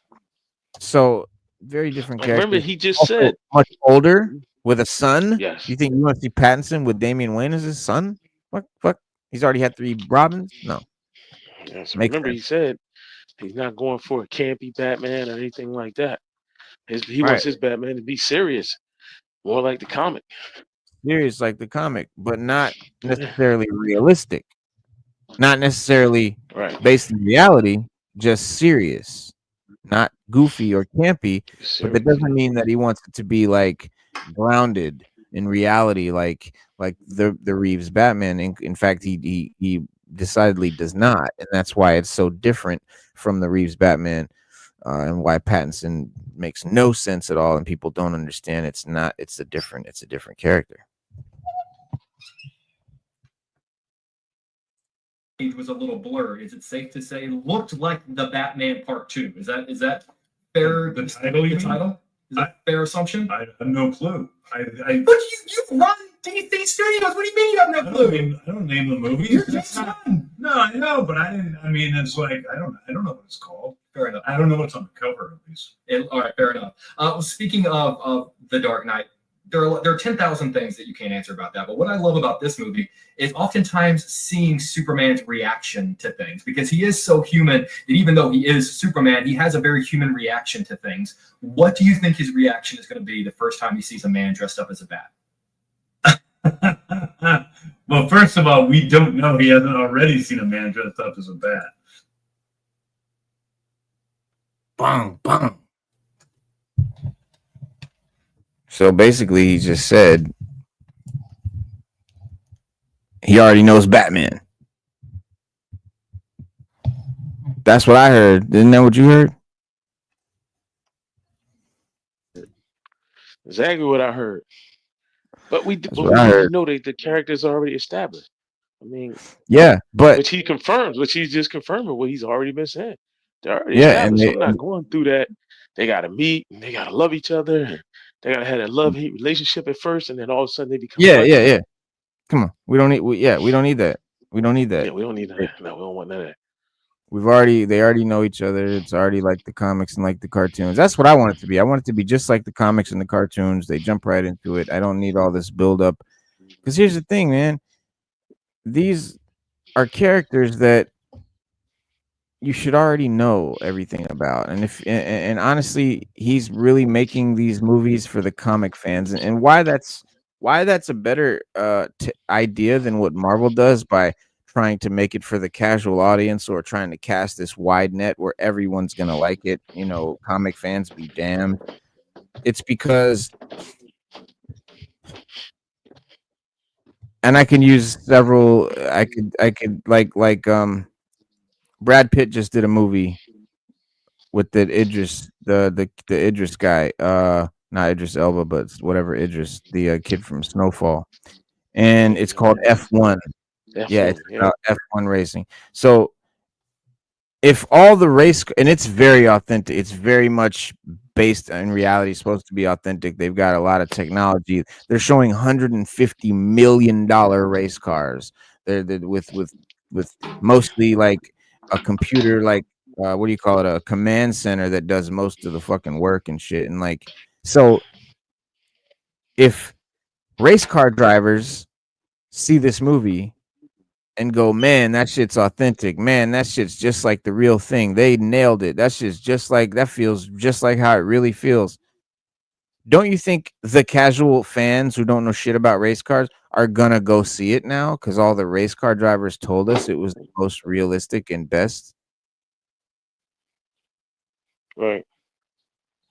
Yeah. That's like Let's say you right. Ford versus Ferrari. That's like Ford versus Ferrari. I'm Yeah. gonna be Let's say honest. When I saw the trailer for it and all, I was like, eh. But I actually sat down and watched the movie. The shit was good. It was really, really you good.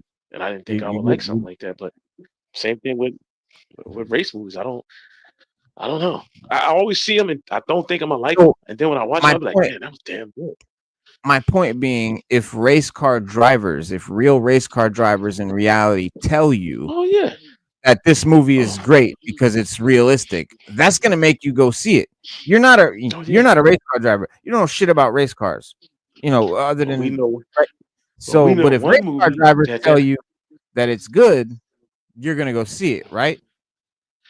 oh 100% because we know one So, race car movie so if, that no, happened no, with. no. But you don't get off my point, because my No, I'm point not being, getting off. Go. because the point is this: if comic book fans see the movie and tell everyone that it's authentic and real and accurate and just like the real thing and very Oh, well it's gonna done, draw more comic book fans. It's gonna draw no, more people to go see it. it's gonna draw more casual fans, Fans. Yeah, because yeah, it's gonna draw more casual people fans, to it.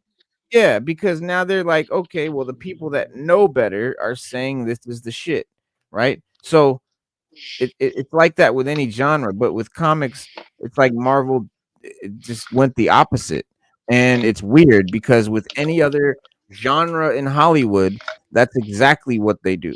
They try to make it as realistic, and they have consultants and people come on and tell them, you know, that we're going to do a cop movie about undercover cops. They're going to get a cop that's been undercover to come on set and be a consultant. We're going to make a movie about the mafia. They're going to get a mobster, a hitman, to come be a consultant on the set to say this is how you do it and make it realistic.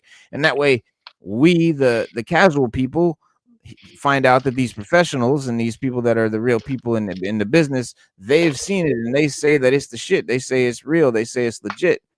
Well, that's what we're gonna follow. We're gonna be like, oh, well, it must be dope then, because the people that know are telling us it's dope. Well, James Gunn is doing something that Marvel never did, and that's make the movies for the people that know about comics. And so that people that know about comics will tell everybody else that it's dope. That's going to draw people to it. I mean, it's just stupid to make movies about something without the people that know about that shit or with fans of it in mind. It just makes no sense. Yeah, you're right. It doesn't. But Marvel's made a living off of it so far. And Marvel, you gotta take your hat off to Marvel.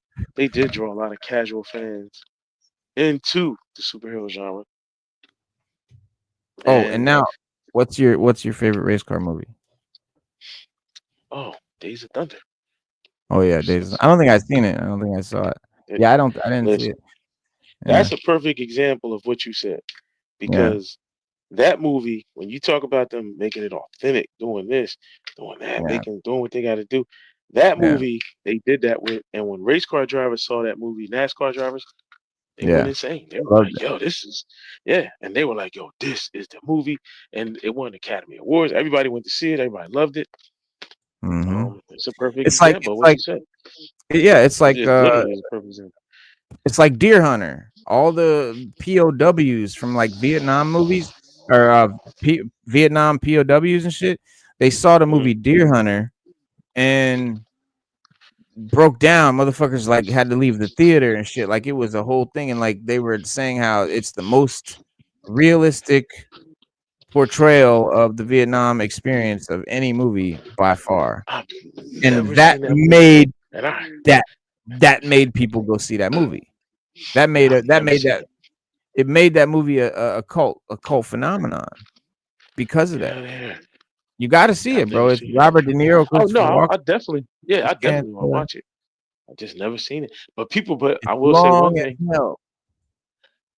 Everybody I know, every critic, 3.5 that hours. saw that movie, they say the same thing you said. They be like, "Yo, they talk about it like it's Oh, it's a one of classic. Yeah, it's one of the best yeah, movies ever made. Yeah, yeah, type shit. yeah. Yeah, I mean it's up there. It's and funny because De Niro's in so many of those movies, bro. Godfather, Taxi Driver. These are all fucking. Yeah. Another excellent movie. Yeah. Taxi Driver. Taxi Driver was excellent, bro. That was good. Yeah. Yeah. That was good. Scorsese. Scorsese at his best. Don't forget Raging Bull. Yeah, Raging Bull, Jake LaMotta. Yeah. Yeah. Raging Bull was great. That was a black and white movie that Scorsese made. Him and Joe Pesci and De Niro made and like they just made it like in their neighborhood and shit. And like most of the shit you see and people that are and like there's this old lady that's in all like a lot of the gangster movies. It's Scorsese's real mom. Get out of here. Yeah, like have you ever seen Goodfellas in the scene where they all go to like uh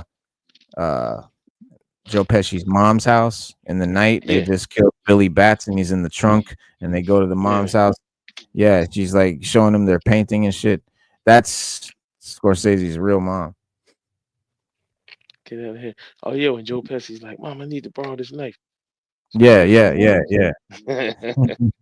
The paw, the hoof, it got stuck in the grill. The paw, the hoof. Yeah, he told her they hit a deer and shit.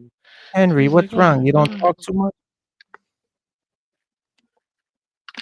Yeah, bro, that's a classic right there. That's my favorite movie. Goodfellas. Yeah, Goodfellas and Gladiator. Goodfellas, I can watch. I'm gonna be honest with you. I can watch Goodfellas 100 million times. You could put it on TV all weekend, and I could watch it all weekend, and it'd be just as good to me as it was the first time I ever seen it. It's true. Like no lie. It's true, man. I don't know why.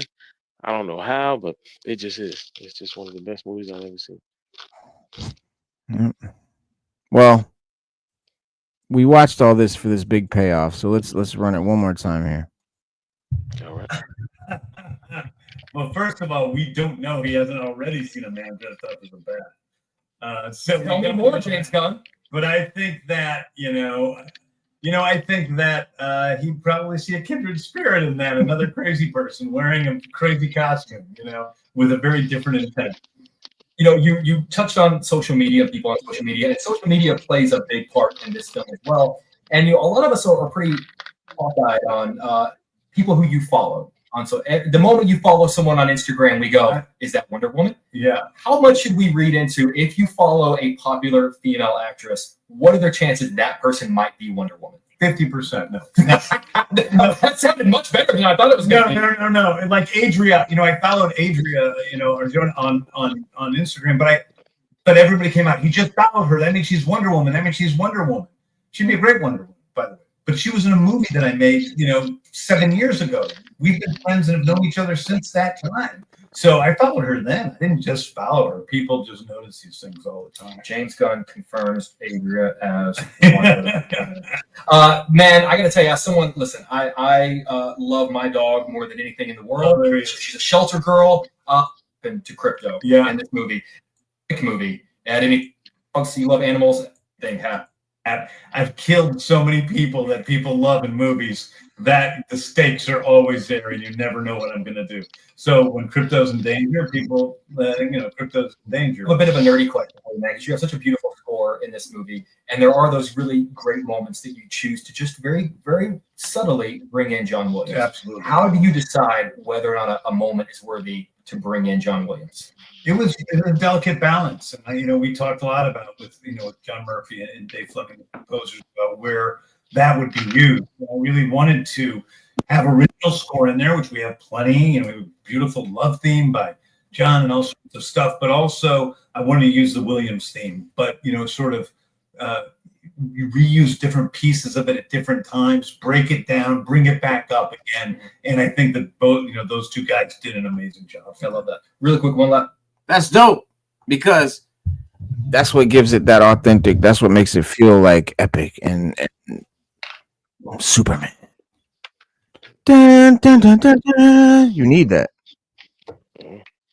Imagine you could sit in a movie theater, watch this film, and you're sitting next to Jerry Siegel and Joe Shuster. And you lean over and you go, think about how I did this. What is an aspect of the film you would love to get their thoughts on? Yeah.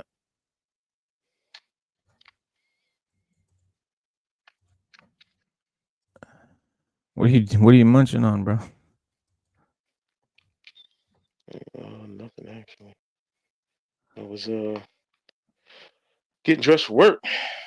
Oh, you gotta go. Did you know that there's a DC movie universe or TV universe over in other countries. Like Gunn has a Korean DC going on, a Japanese one, Brazil, and there are the different DC projects that are gonna take place in Korea and Japan and Brazil, already in development. He's got one that he wants to do in India next, and so he said, I would love to see an Indian actor, but I would also love to have a Indian filmmaking collaborators. He said, we at DC Studios think that there are heroes all over the world that this could focus on, and the filmmakers from all over the world that could tell their stories in the DC universe. And so it's cool. It's like they're making this whole world because, in the movies and stuff, it's always like superheroes are always American. It's like, why is the superhero always in America? Like, why did the guy that got bit by the spider was an American, and the guy that the chemical spilled on him and the lightning struck him, he was American, and the guy that was exposed to gamma radiation was American, and you know what I mean? Like, it makes more sense that these events and superheroes would be sprouting all over the planet, not just in America. And so that's what they're kind of doing here. They're creating a worldwide superhero universe where they will have like a show or a movie set in Japan, and that character from that Japanese movie, DC Japan DCU project, will be seen in an American DCU project. So like we'll see the heroes from these other countries. We'll see them in our country's shit. Like we'll see the DCU movies and stuff. We'll see them in it. And apparently they're already developing those projects. And so when they do, come out and stuff, it'll be cool to see them appear and show up and be referenced in our stuff here. And That'd be dope. that's something I That'd be didn't ultra even dope. know was going on. Yeah. That'd be ultra dope. Yeah. Yeah, according says recently Gunn confirmed that they're developing TV projects that will take place in other countries, including Korea, Japan, and Brazil. The first information about these untitled DCU shows have been revealed in a new report teasing what to expect from these type of projects. According to Nexus Point News, these upcoming DC shows will take place in an international setting where the cast will be mostly composed of actors from that respective country. In addition, each project's creative team will also be comprised of local creatives. So the story is also being written and spoken in that country's respective language. Even though the characters that will be introduced in these shows will be speaking their native language, they are expected to appear in the studio's English language projects. The outlet sources stress that some of these TV projects will be animated. One of the international DCU TV shows will be reportedly centered around fan favorite hero The Huntress. Is rumored that Guardians of the Galaxy star Pom Klementieff has been enlisted to portray a new iteration of the DC hero who will be introduced as a half Korean, half Italian Helena Bertinelli. Which we know that The Huntress is Italian. One of our only Jesus Christ. One of our only Italian heroes that we have pride in our Italian. No, I'm just kidding. No one gives a shit. But yeah, making her half Korean. That's pretty cool. And so the most recent live action adaptation of the character was portrayed by Mary Elizabeth Winstead in 2020's Birds of Prey. So remember Birds of Prey? There was a character there, and she was the Huntress, and so she'll be Korean now. So that Korean Huntress character will show up in English, speaking DCU projects. So that's pretty cool.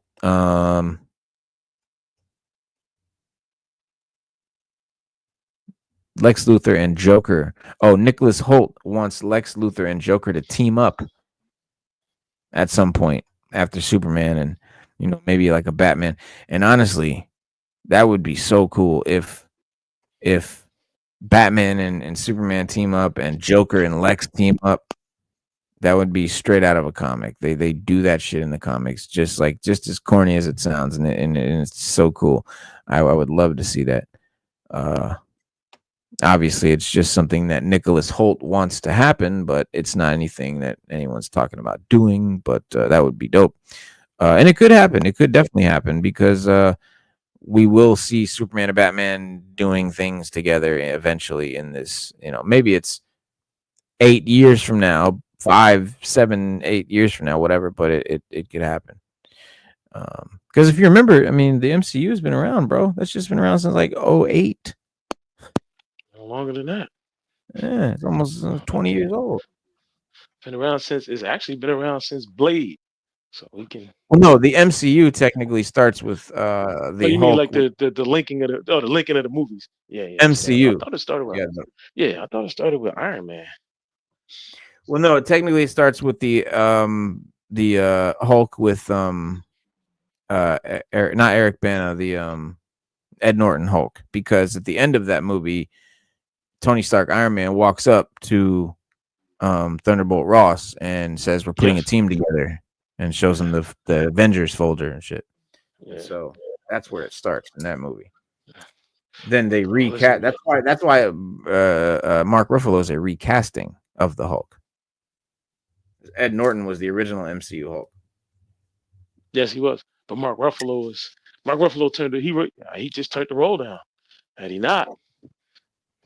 Ed Norton was a problem. Eric Bana turned the role down from the very first Hulk movie. When they were gonna do the second Hulk movie that Edward Norton was in, they asked Eric Bana to do it. He said no. He said he listened to his manager and didn't do it because his manager told him not to. The first Hulk movie, so nobody liked it. And he said that was the biggest mistake of his career. He said he should have took it, and he should have just did it. Yeah, for his career, yeah. I'm glad he didn't though, because Ed Norton's like one of my favorite actors, and I think he's way better than Mark Ruffalo, and I think they should have kept him on. The only reason they didn't, though, is because apparently he's a real asshole and he's a real pain to work with, and they just, we're like, we're gonna be working with this dude for the next 10 years plus. We're not putting up with this shit. Yeah. And he fucking blew it. I know. Biggest mistake he ever fucking made. I know. Well, You gotta go? I gotta blow it. I gotta go. All right, I roll up. All right, broski. Be safe, man, and All we'll right, see you. man. See you Wednesday. I'll be here Wednesday, man. We'll get it popping. And that's closer to watching Superman on a big screen. One day closer. All right. Hopefully, peace. I will have seen it by then. I want to try and see it Tuesday. Yeah, I don't know. Maybe Stu will try to do it. I'm gonna definitely try to do it. If I see it Tuesday, spoiler alert, Wednesday, baby. But yeah, the list of movies coming for Marvel, the MCU, we got 12 movies coming out after Ironheart coming down the road, and this is all 12 of them right here. I didn't realize there were 12. And this isn't even talking post Doomsday. So here we go. 12 is Fantastic Four First Steps. We know that's coming out next. This where's the date right here? It should be July 25th. So later this month. And then we got Spider-Man Brand New Day. Okay, so these are not films. All right. Spider-Man Brand New Day. That's the show. Doomsday, Avengers Doomsday. Looking like Thunderbolts to me. Avengers Doomsday is the next Avengers joint. Then we got Avengers Secret Wars. We know that. Then Armor Wars is apparently still happening. Huh. I didn't think they were still doing this. With Don Cheadle being a Skrull now, and just, I don't know. We'll see what happens. After Secret Invasion's horrible reviews, I'd be surprised if they still make this. But we'll see. I think they need to start redoing a whole lot. But anyway, we'll see. Black Panther 3, that's to be announced. They haven't, and we've got Denzel let it slip that he was going to make his MCU debut in the Black Panther 3. Who he's going to play, we don't know. Is it going to be Professor X? I don't know. Blade, that's still happening. I don't know, buddy. Shang-Chi 2. Scarlett Johansson's MCU movie. What's that? Scarlett has been a remnant of Black Widow. Later makes despite a lawsuit against following Black Widow's release. They are working with Johansson on a secret project. Confirmed work on the project was ongoing. Another Black Widow project? Deadpool and X-Men. Ooh. After the immense success of Deadpool and Wolverine, which became the highest grossing R-rated movie of all time. No, listen to this, guys.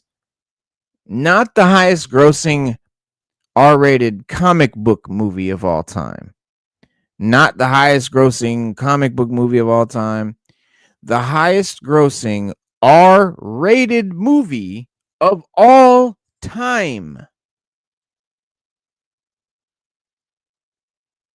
But you want to tell me that comic book movies should be for kids? Well, Fantastic Four just got the PG-13. But yeah, dude, comic books are rated R. When you read a comic, that shit does not come off like a PG movie. That shit comes off rated R as fuck. So this is proof. And honestly, guys, we know that most people that read comics or into comics are fucking grown-ups, okay? Kids don't really read comics. So who are we making these movies for, guys? This is proof right here. But apparently they're doing a Deadpool and X-Men, which I really hope, against hope, that it is not the X-Men from the Fox franchise, okay? What's the whole point of having an MCU X-Men if it's just the Fox X-Men? Like, yeah, it's cool, whatever. You love those actors or whatever, those characters. Honestly, I do not care about seeing those characters at all in these movies. Like it did nothing for me. I was not excited. I was not like, oh, cool, it's fucking such and such from the Fox X-Men movie. First of all, because I've been waiting for the MCU to finally bring in the X-Men, and when they finally bring in the X-Men, it's the Fox X-Men. What's the point? So we now know that after the Doomsday movie, after Secret Wars, rather, Phase 6, the X-Men will be a new iteration. It will be a new iteration. It will be new actors, not the Fox X-Men.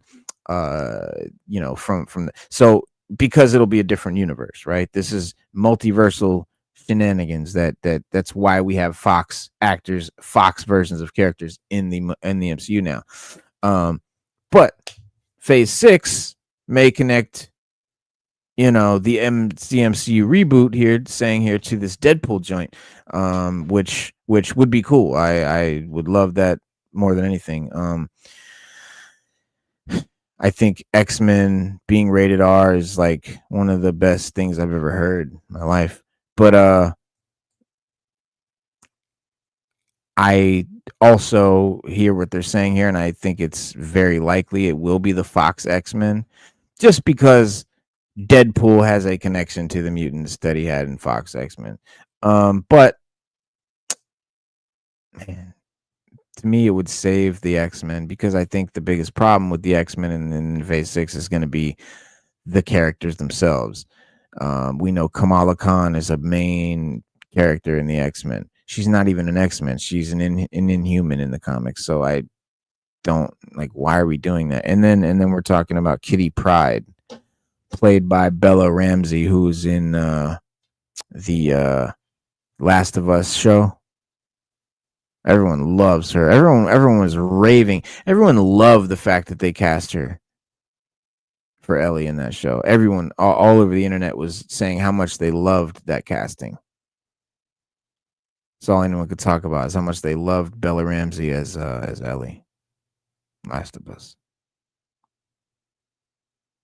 No, it was the polar opposite. Oh, so casting her would be ridiculously stupid. Oh, no, but that's what they're gonna do, because MCU. So that's happening. But Fantastic Four 2. Wait a minute. Oh, we're going deep. Okay, Fantastic Four First Steps 2. They did green light for that, so that is a thing. That's true. X-Men. Yep, there will be an X-Men of some sort. Yeah, that's true. We know that. Any real news in here? No, not much. So we know there's going to be an X-Men movie. Yeah, those are the 11 hits that we got. And a lot of these, honestly, I don't know if we're doing Armor Wars. I don't know if we're doing Blade. What does it say here? First tease, step down. There's been multiple directors. Scheduled in October 2024. Generation update might have finally cracked Blade's story.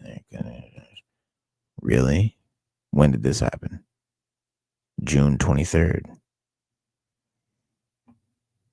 David Goyer won't be taking another stab at Blade, the screenwriter of the original Blade. That's what they're not gonna do. It's so funny. About 8 months ago, Brian friends of fans.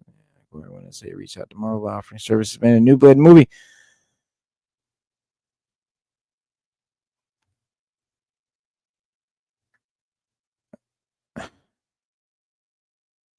This is all about how they're not doing the Blade movie, how this guy's not doing the Blade movie. Goyer doesn't know the behind the scenes of the Blade delays, but added he might consider writing the new iteration should Marvel Studios change their mind. Because they're not doing it at this point. He said, I might consider it because I love the character and Blade, sort of my superhero career, even though I'm now considered a DC guy. I started as a Marvel guy, said Goyer. It was also Spike live action Blade, the series, and co-wrote 2011 Marvel adaptation Ghost Rider. Not a great credential there, buddy. I would even consider it would be fun to return to that world. So you're telling me the guy that made Ghost Rider 2 is who you would get to do another comic book movie? Because he did such a great job there. Let's see. I'm a dick. I'm having fun. But yeah, it's as far as I knew, it's like I thought. They're not doing that. But anyway.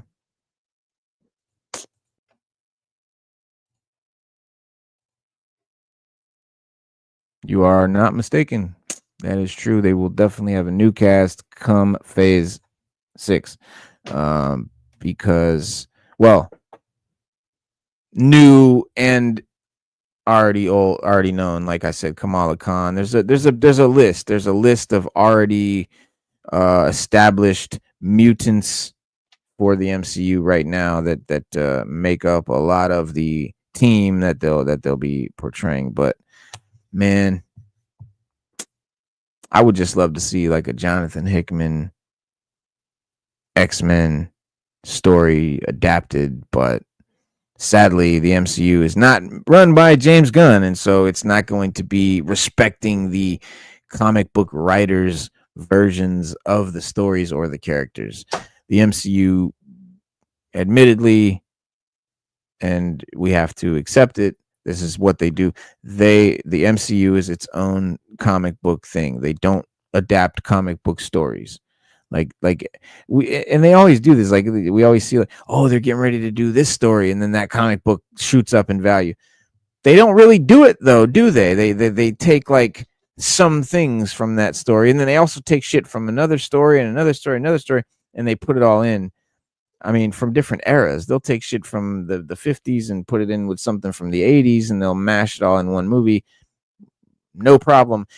But they'll even twist all that around and make it their own. So like the MCU is very much its own universe. They call it 616. They call it the main Marvel universe. It's very much not. That's why it's called the Marvel Cinematic Universe. It is very much its own universe, and everything in it is very different than the comic book versions.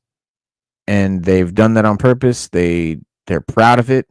They aren't going to change it. They like I said, that's a point of pride to them. They think it's the best thing they've ever done, and they think it's giving them a fresh take, making it fresh. No, they're just doing it because they want to own it and say it's theirs. And unlike James Gunn, who nobly said, it's not my story. Like Superman is not my fucking story. It's not my movie even. Like it's not even my movie. And that's bold. That's saying a lot, because like, you know, we know it's not your character, but like, this is your movie, isn't it? But no, it's not his movie. It's a Superman movie. Like, how personalized can you make a Superman movie? But you have Marvel. They will personalize the shit out of anything and definitely make it their own. We've got the Black Panther show, The Eyes of Wakanda. So soon we got this. This is the first, I think, the phase 6, the first phase 6 joint, right? So we got Disney Plus stuff, we got TV stuff, we got movies.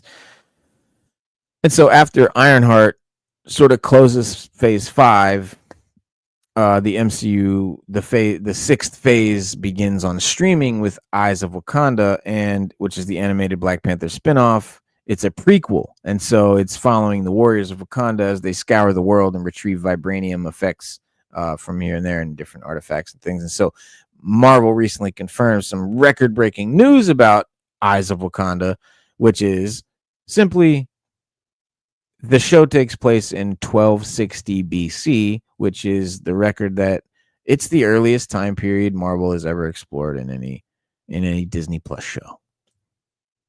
And the story introduces Wakandan secret agent and former Dora Milaje, Noni, played by Winnie Harlow, on her mission to hunt down the Lion, voiced by Cress Williams. The Lion, again, this takes place in 1260 BC, so it's not going to be based on anything that, you know, is current or is that, you know, that we know from like any comics or anything like that. It's very much like, let's take the characters that we know and the time period and the place and Wakanda and let Ryan Coogler make an animated whatever he wants. And so they went back in time. They're doing a prequel, making up their own thing here. And it's a historic first for the MCU on Disney Plus. But it's not the farthest back in time that the cinematic universe has ever gone, obviously, because we had the Eternals go back to like 13 billion BC. Remember that? The planting of the seed of a new celestial, Tiamat. And then Guardians of the Galaxy almost went that far, went back to 12 billion BC. Only, I guess that makes it a billion less. But after the singularities became, there was these the singularities, the universe forming right into the 6 Infinity Stones, of course, and then a celestial used the Power Stone to wipe out the whole planet, and then you have Black Panther, who went back to 2.5 million BC with the vibranium asteroid landing. Eternals goes back to 5,000 BC also at one point. They so the original humans interacting and stuff, and then Thor Dark World goes back to like 3000 BC or something like that. Loki goes to 79 AD. Echo goes back to 800 AD with the ancient people, the Choctaw clay people. You had Shang-Chi go back to 1147 AD. You get my point. They're making a mountain out of a molehill, talking about a record when it's like, so what? But could be a fun show though. On another note, we got a little sneak peek. Might as well show it.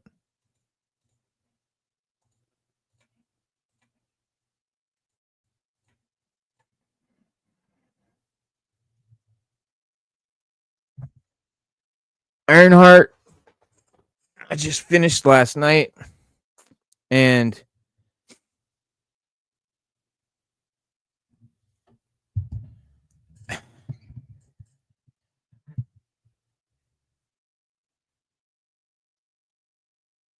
okay, I didn't hate it.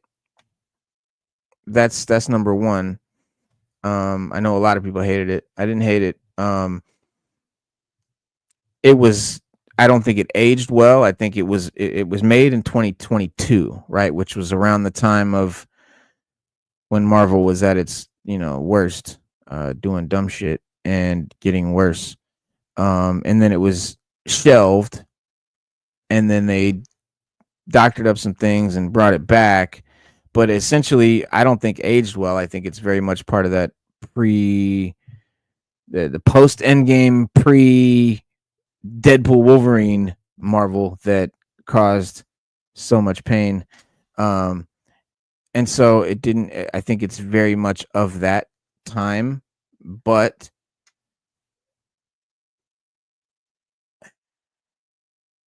it had some merits. I thought the villain wasn't all that great. The Hood was kind of meh. And then we see, they sort of give us Mephisto, right? But it's not like Mephisto. It's like Sacha Baron Cohen just like sitting at a table, right, in the diner. So like, yeah, I knew Mephisto was coming because of Hit Monkey. And I mean, even there's a scene in there where she's standing in front of a poster for Faust, which is a play. I guess it was a poster for a play, I assume. Faust, where the original story of someone making a deal with the devil was Dr. Faust, and he made a deal with the devil through a liaison named Mephistopheles. And so that's where the Mephisto character literally comes from, and that was in like episode 2 or 3. So I was like, oh yeah, Mephisto, finally. But again, it's not this guy. It's not. He wasn't. I wanted to see Mephisto sitting on a fucking skull-laden throne amongst lava pits and brimstone, right? That I wanted to see him in the pits of hell, like being fucking Mephisto or something, at least at some point. My other gripe was the vibe of the character. Like I said, I the show itself was decent. Like I enjoyed it. I watched all 6 episodes, and that's saying a lot. Like I don't watch every Marvel thing. Like I have never finished Eternals. I've never finished Thor: Love and Thunder. I didn't finish the Marvels. I didn't finish. It's a lot of shit I didn't finish because like I just couldn't. It was just that bad to me. It hurt my eyes and ears that bad. It was that far from my just feeling of what it should have been. So whether it was good or not, it just wasn't for me. Riri Williams, Ironheart, the comic is good. It's a good comic, and I didn't get this vibe from the show. Riri didn't come across like that to me in the show. This is not the Riri we got in the show. Also, she's working closely with Tony's AI at the time because he was perceived to be dead. She says, find me something superhero to do. And he's like, what level? And she's like, my level. So, but like they had banter. They worked together. He was her guy in the chair. And in the show, I feel like she shit on Tony every chance she got. Like every turn, she's like, yeah, but he had money. It's like, nah, he built that shit in a cave with a box of scraps. You got money. You got grants. You got all this. You're piggybacking off Stark's whole idea, and yet you shit on him every time you mention him. And I just felt that was a little bit corny.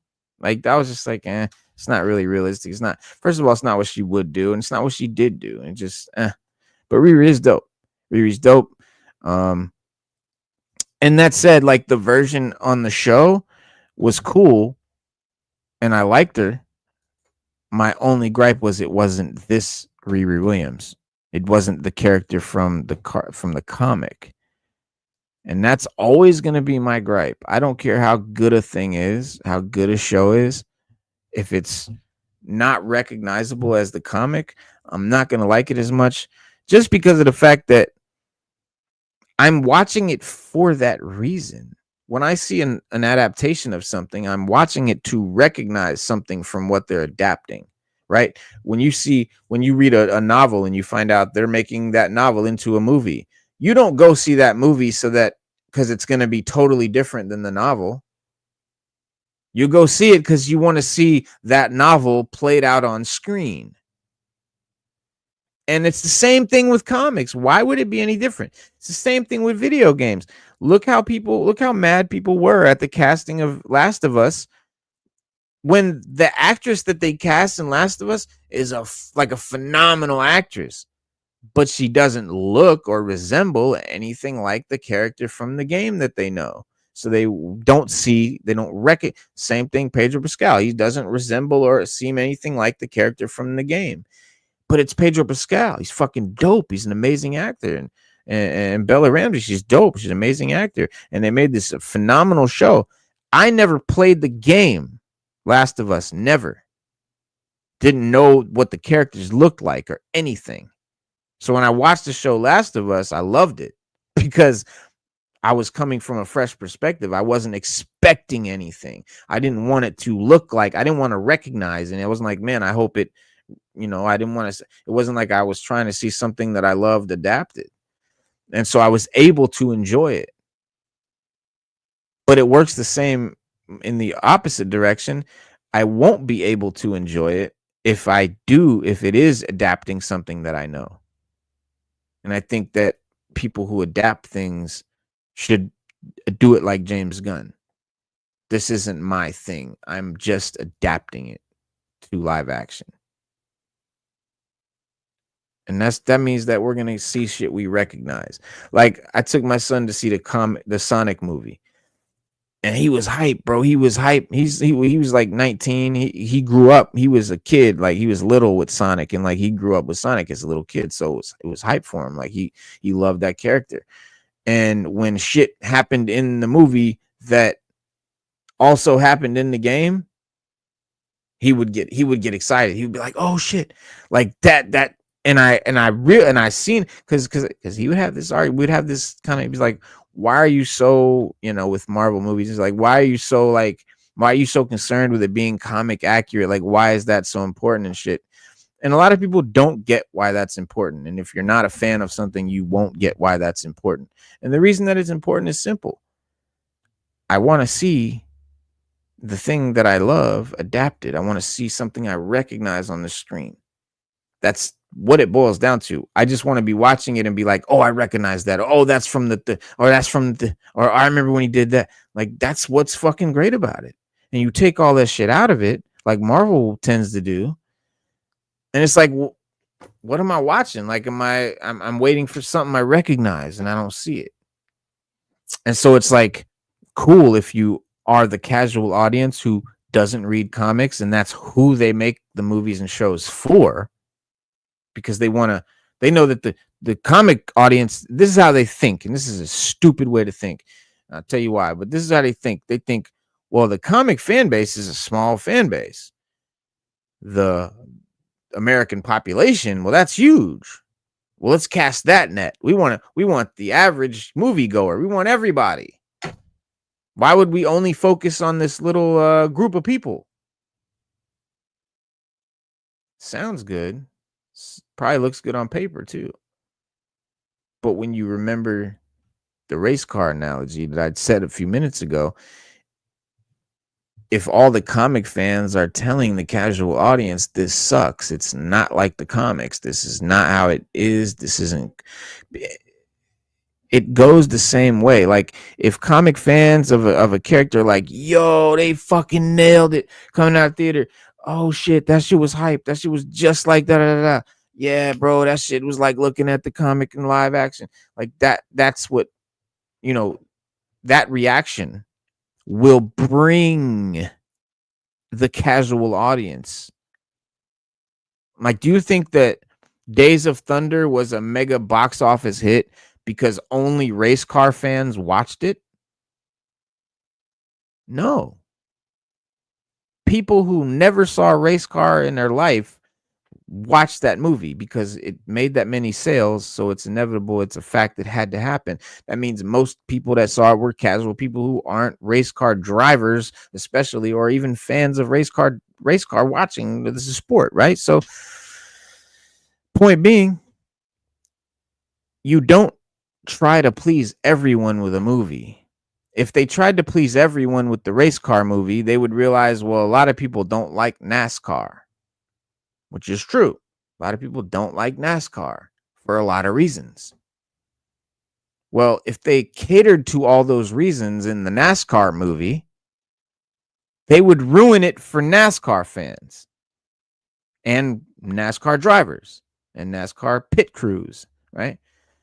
And so then those people would tell everyone else it sucks, it's trash, it's not accurate. Well, then they lose that audience. But if the race car drivers say it's dope, it's real, it's just how it is, it's just like the real thing, then now they bring in the casual audience. But you can't make the movie for the casual audience. That's the difference with movies today too. Like back in the 90s and the 80s and even the early 2000s, movies were just made for the people that they were made for. They didn't give a fuck if everyone liked it. They didn't make a movie and think, well, oh, such and such, some people aren't going to like this and these people aren't going to like that. And it wasn't for them. They just made the movie to the best of its ability for the demographic it was made for whatever reason, about whatever it was about. And they stayed true to that thing and they made the movie to the best of its ability. It's a great movie. You think Goodfellas was made with Mormons in mind? Huh?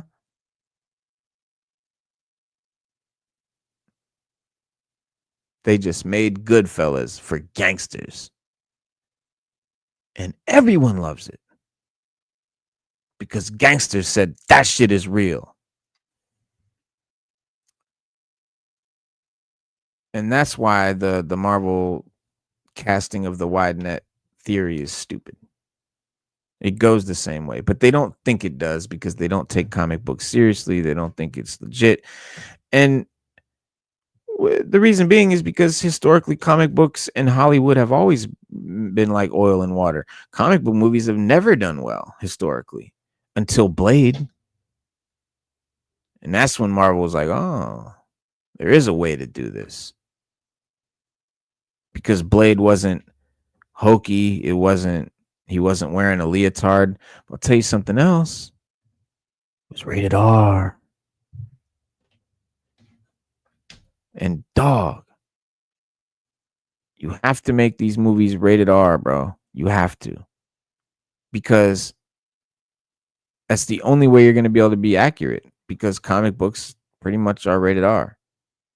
And again, accuracy is as important as it is for comics, as it is for any other genre, whether it's Vietnam or race cars or factory workers or lawyers, right? Say they do a movie about doctors and everyone in med school goes, yeah, that's not how it looks, right? The brain, the pancreas isn't in the ass cheek. That's silly. Well, no one's going to go see that fucking doctor movie if all the doctors say that it's ridiculously unrealistic. No one's going to fucking see it. No one's going to care. No one's going to care how good it is. Because doctor says it wasn't authentic. So, same thing has to happen here, man. It has to. But,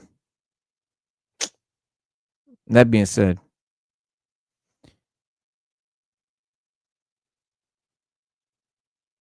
Sacha Baron Cohen reacts to his his MCU debut in Ironheart. Spoiler alert. Spoiler alert. So Sacha Baron Cohen plays Mephisto in Ironheart, and it was very lackluster, although it was cool to finally see Mephisto. Absolutely. I was very let down that he never Mephisto'd out. But I get that this show was made in the 2022 era when they didn't quite understand yet that comic book movies need to resemble comic books in some way, and so they're getting better. But this is what Mephisto himself had to say.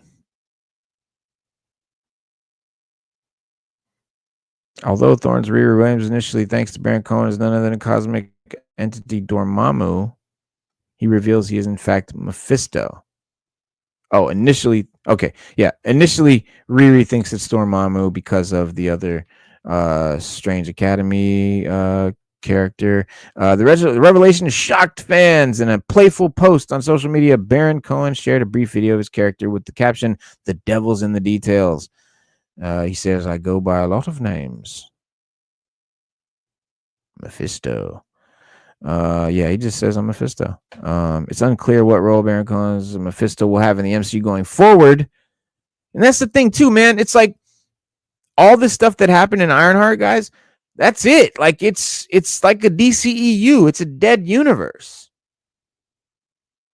And I will be extremely amazed if any of the threads that were started in Ironheart ever get picked up again, including Baron Cohen's Mephisto.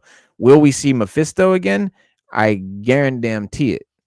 Will it be Sacha Baron Cohen? Maybe. Maybe not. Maybe not. Maybe it'll be a different universe. Maybe it'll be someone, that looks a little more like this. Because that's where Marvel is leaning. They're learning and they're leaning towards the way the DCU is kind of leaning, and that's sort of being more comic book centric and accurate and conscious. It says it's unclear what role Baron Cohen's Mephisto will have in the MCU going forward. However, he is a character fans have been waiting on to meet for some time. Fans originally began theorizing that he would appear in WandaVision on Disney Plus. When he didn't, it was uncertain when he would next show up. But now it wasn't that cut and dry. Every project after WandaVision, motherfuckers like Mephisto's going to be in it. It got to be stupid, but they finally put him in it, and that's it. And then that's it. He just looks like this. He just looks like a regular guy. Yeah. disappointing to a comic fan. If you liked the show and that was great to you and you dug it, it was good. But if you're looking for it to be recognizable from a comic, it very much will not be. But that doesn't make it bad. That just makes it not for me, right? Because I'm a comic nerd, obviously. So clearly, like, I have a specific criteria that I'm looking for. So I just want it to be recognizable. That's all.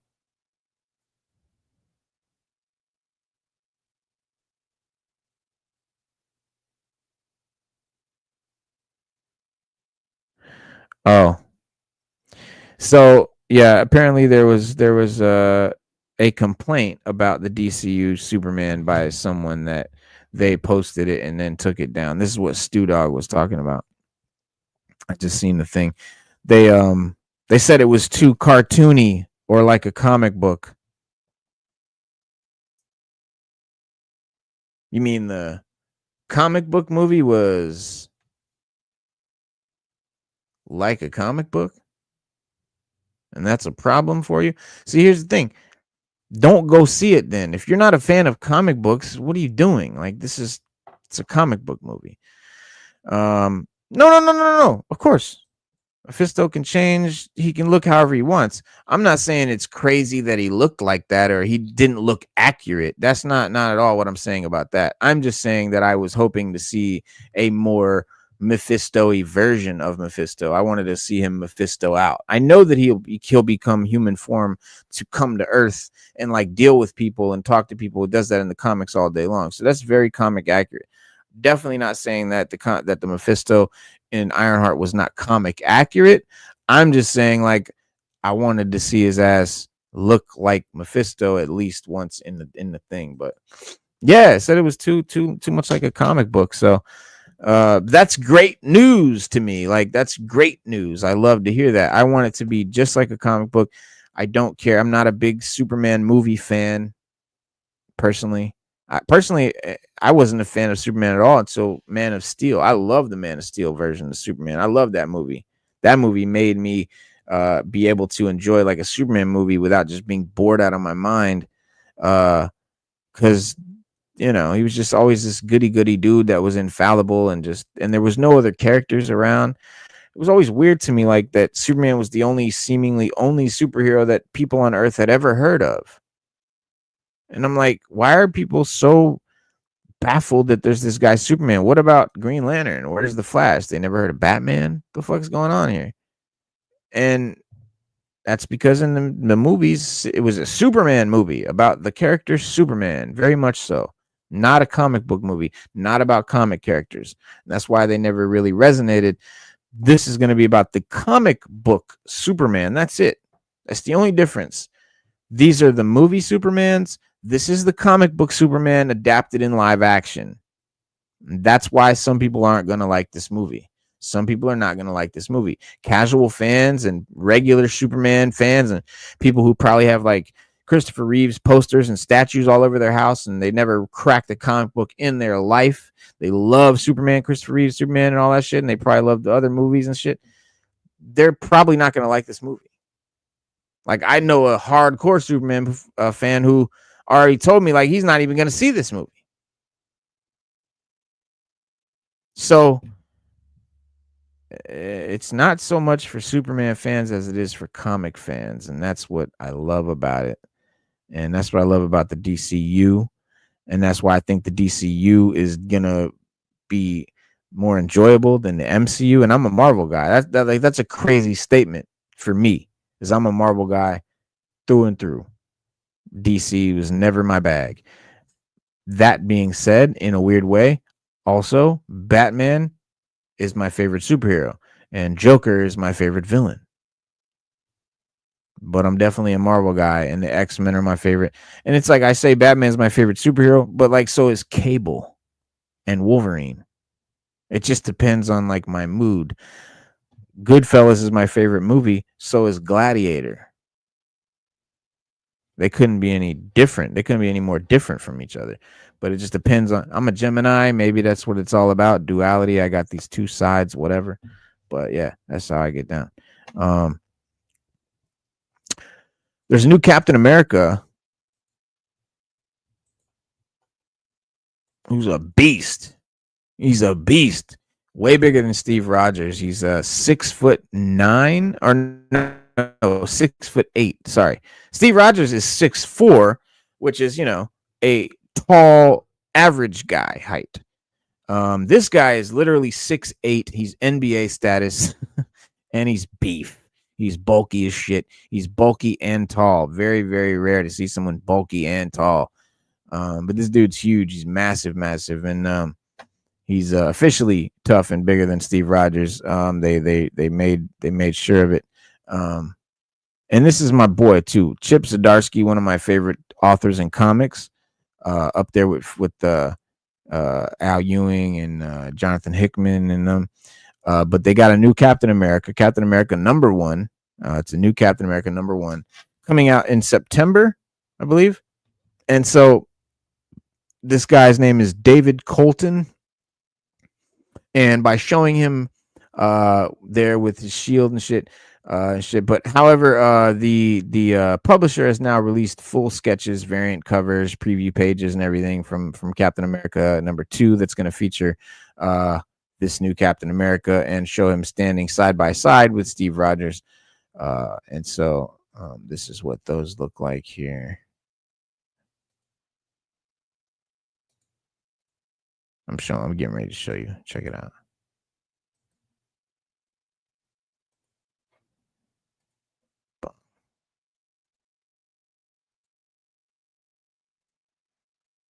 Yeah, Captain America 2. This is the new guy on the right. There's a variant cover with the new cap there.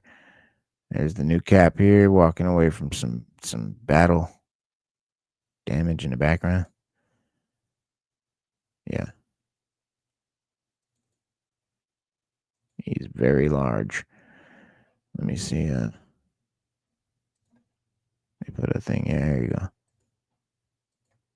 So that's his name, Dave. I don't know if he grows up in the story or if he changes size as one of his powers, but he's there standing 6'8", whereas there's Steve Rogers there at 6'4". The star on the chest is smaller. He's got scars, magnetic plate and shield. A magnetic plate on his back for the shield to, I guess, stick to. He's got a gun. These are all the things different than him, than Steve Rogers, right? He's got the star is smaller. He's got scars. He's got a gun. And I don't know. I thought Steve Rogers had a magnet on his back, but I guess he's got straps. But I swear I've seen him toss it on his back and keep running. But that's comic book madness. This is how he does it. A magnet.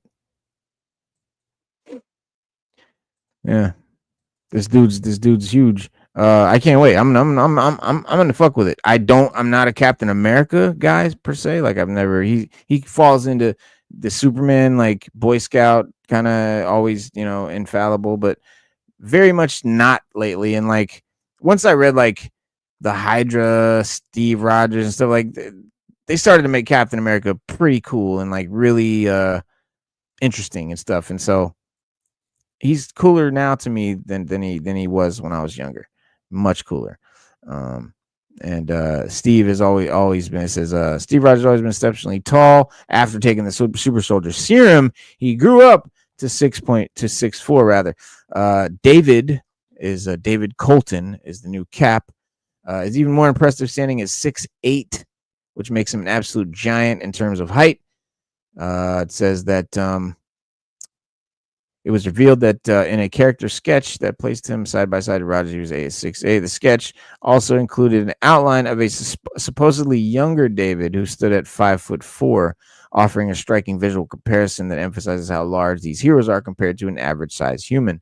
Another sketch provided a detailed look at who's 5'4". I guess short people. The design reveals a suit that pays tribute to the classic look. blah blah blah. But yeah,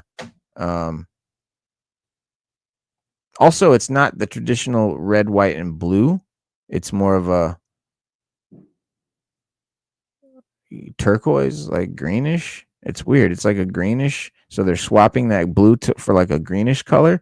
I'm not sure what that means or what they're implying or what that's about. Maybe it's to be more military, is what I'm thinking. He's a more militant Cap and matches the tanks a little better.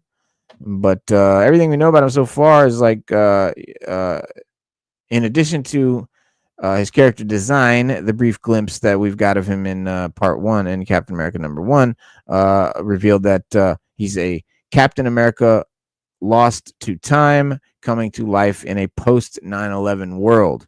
And now Steve Rogers, his hero, is back under David's command. So he was apparently around during Steve Rogers' old days, and somehow also got frozen in time. Not super sure on how that's going.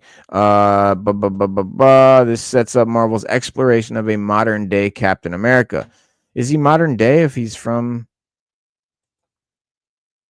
back in the day?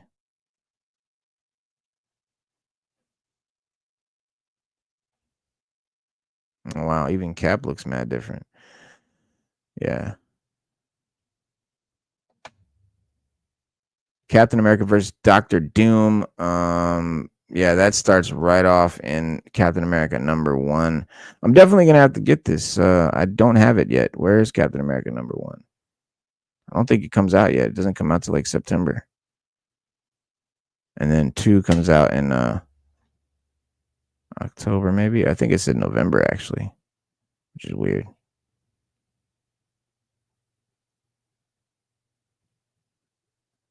But yeah, it says, packed with bold, relevant insights into Captain America's role and legacy as he learns how much the world has changed in his absence. His top secret conflict will come back to haunt all involved when the series progresses into present day storylines. In addition, fans can look forward to Cap suiting up in all new stealth uniform and leading an all new group of howling commandos. While Captain America slumbered in ice, the world changed for better and for worse. He awakens in a reality where battles are fought in the shadows through secrets and subterfuge, and villains aren't so easy to identify. When a fledgling dictator named Victor Von Doom conquers Latveria, Steve faces a critical decision: adapt to a new kind of warfare or forge his own path. And what will be the choice he makes what will be the choice he makes in the past mean for his future? So I guess it's a retelling of Captain America. So it is Captain America #1. It's a rebooting, as Marvel Comics always does, always reboots the character. And that's what they're doing, it looks like here. And I don't like his new suit at fucking all. I'll tell you that right now. Let's take a look at this.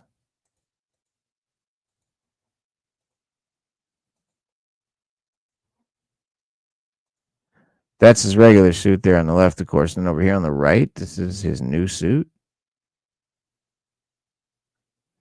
Black, lavender, and burgundy. Yeah, I don't know. Valerio Shitty. That's a shitty design, Valerio Shitty. Yeah, I'm not digging it. I'm not digging that at all. But Chip Zdarsky writing it. I'll check it out. I'll give it a chance.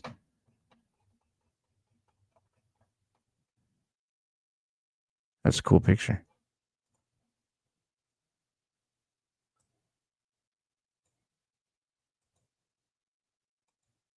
Yeah.